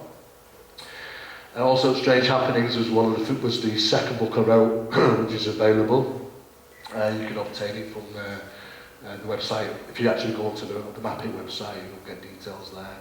Also, in Paranormal Insight was the third one that I wrote. It's just about the continuing work I've done over 30 years and where I've been and who I've dealt with and that sort of thing. This is a new one that's being put together slowly but surely when they get enough time. That is, I keep working it through chapter by chapter. But it's the first time an illustrated book has been published in regards to the thorough investigation of paranormal phenomena, how to do it, reference guides and all those sort of things. So, I mean, when you buy those type of books, it's all people writing about, oh, do this and do that, but these are kind of quick reference guides, an illustrated book. Very briefly about the British Investigators Training course, we have the basic one and the advanced one. They can be obtained through the MAPIT website. The courses are correspondence, so you can obtain the whole, and they don't go out modular, the whole thing sent to the students. And they have 24-hour coverage on the website as well. And if there's any questions, we've finished for the night. So thanks very much.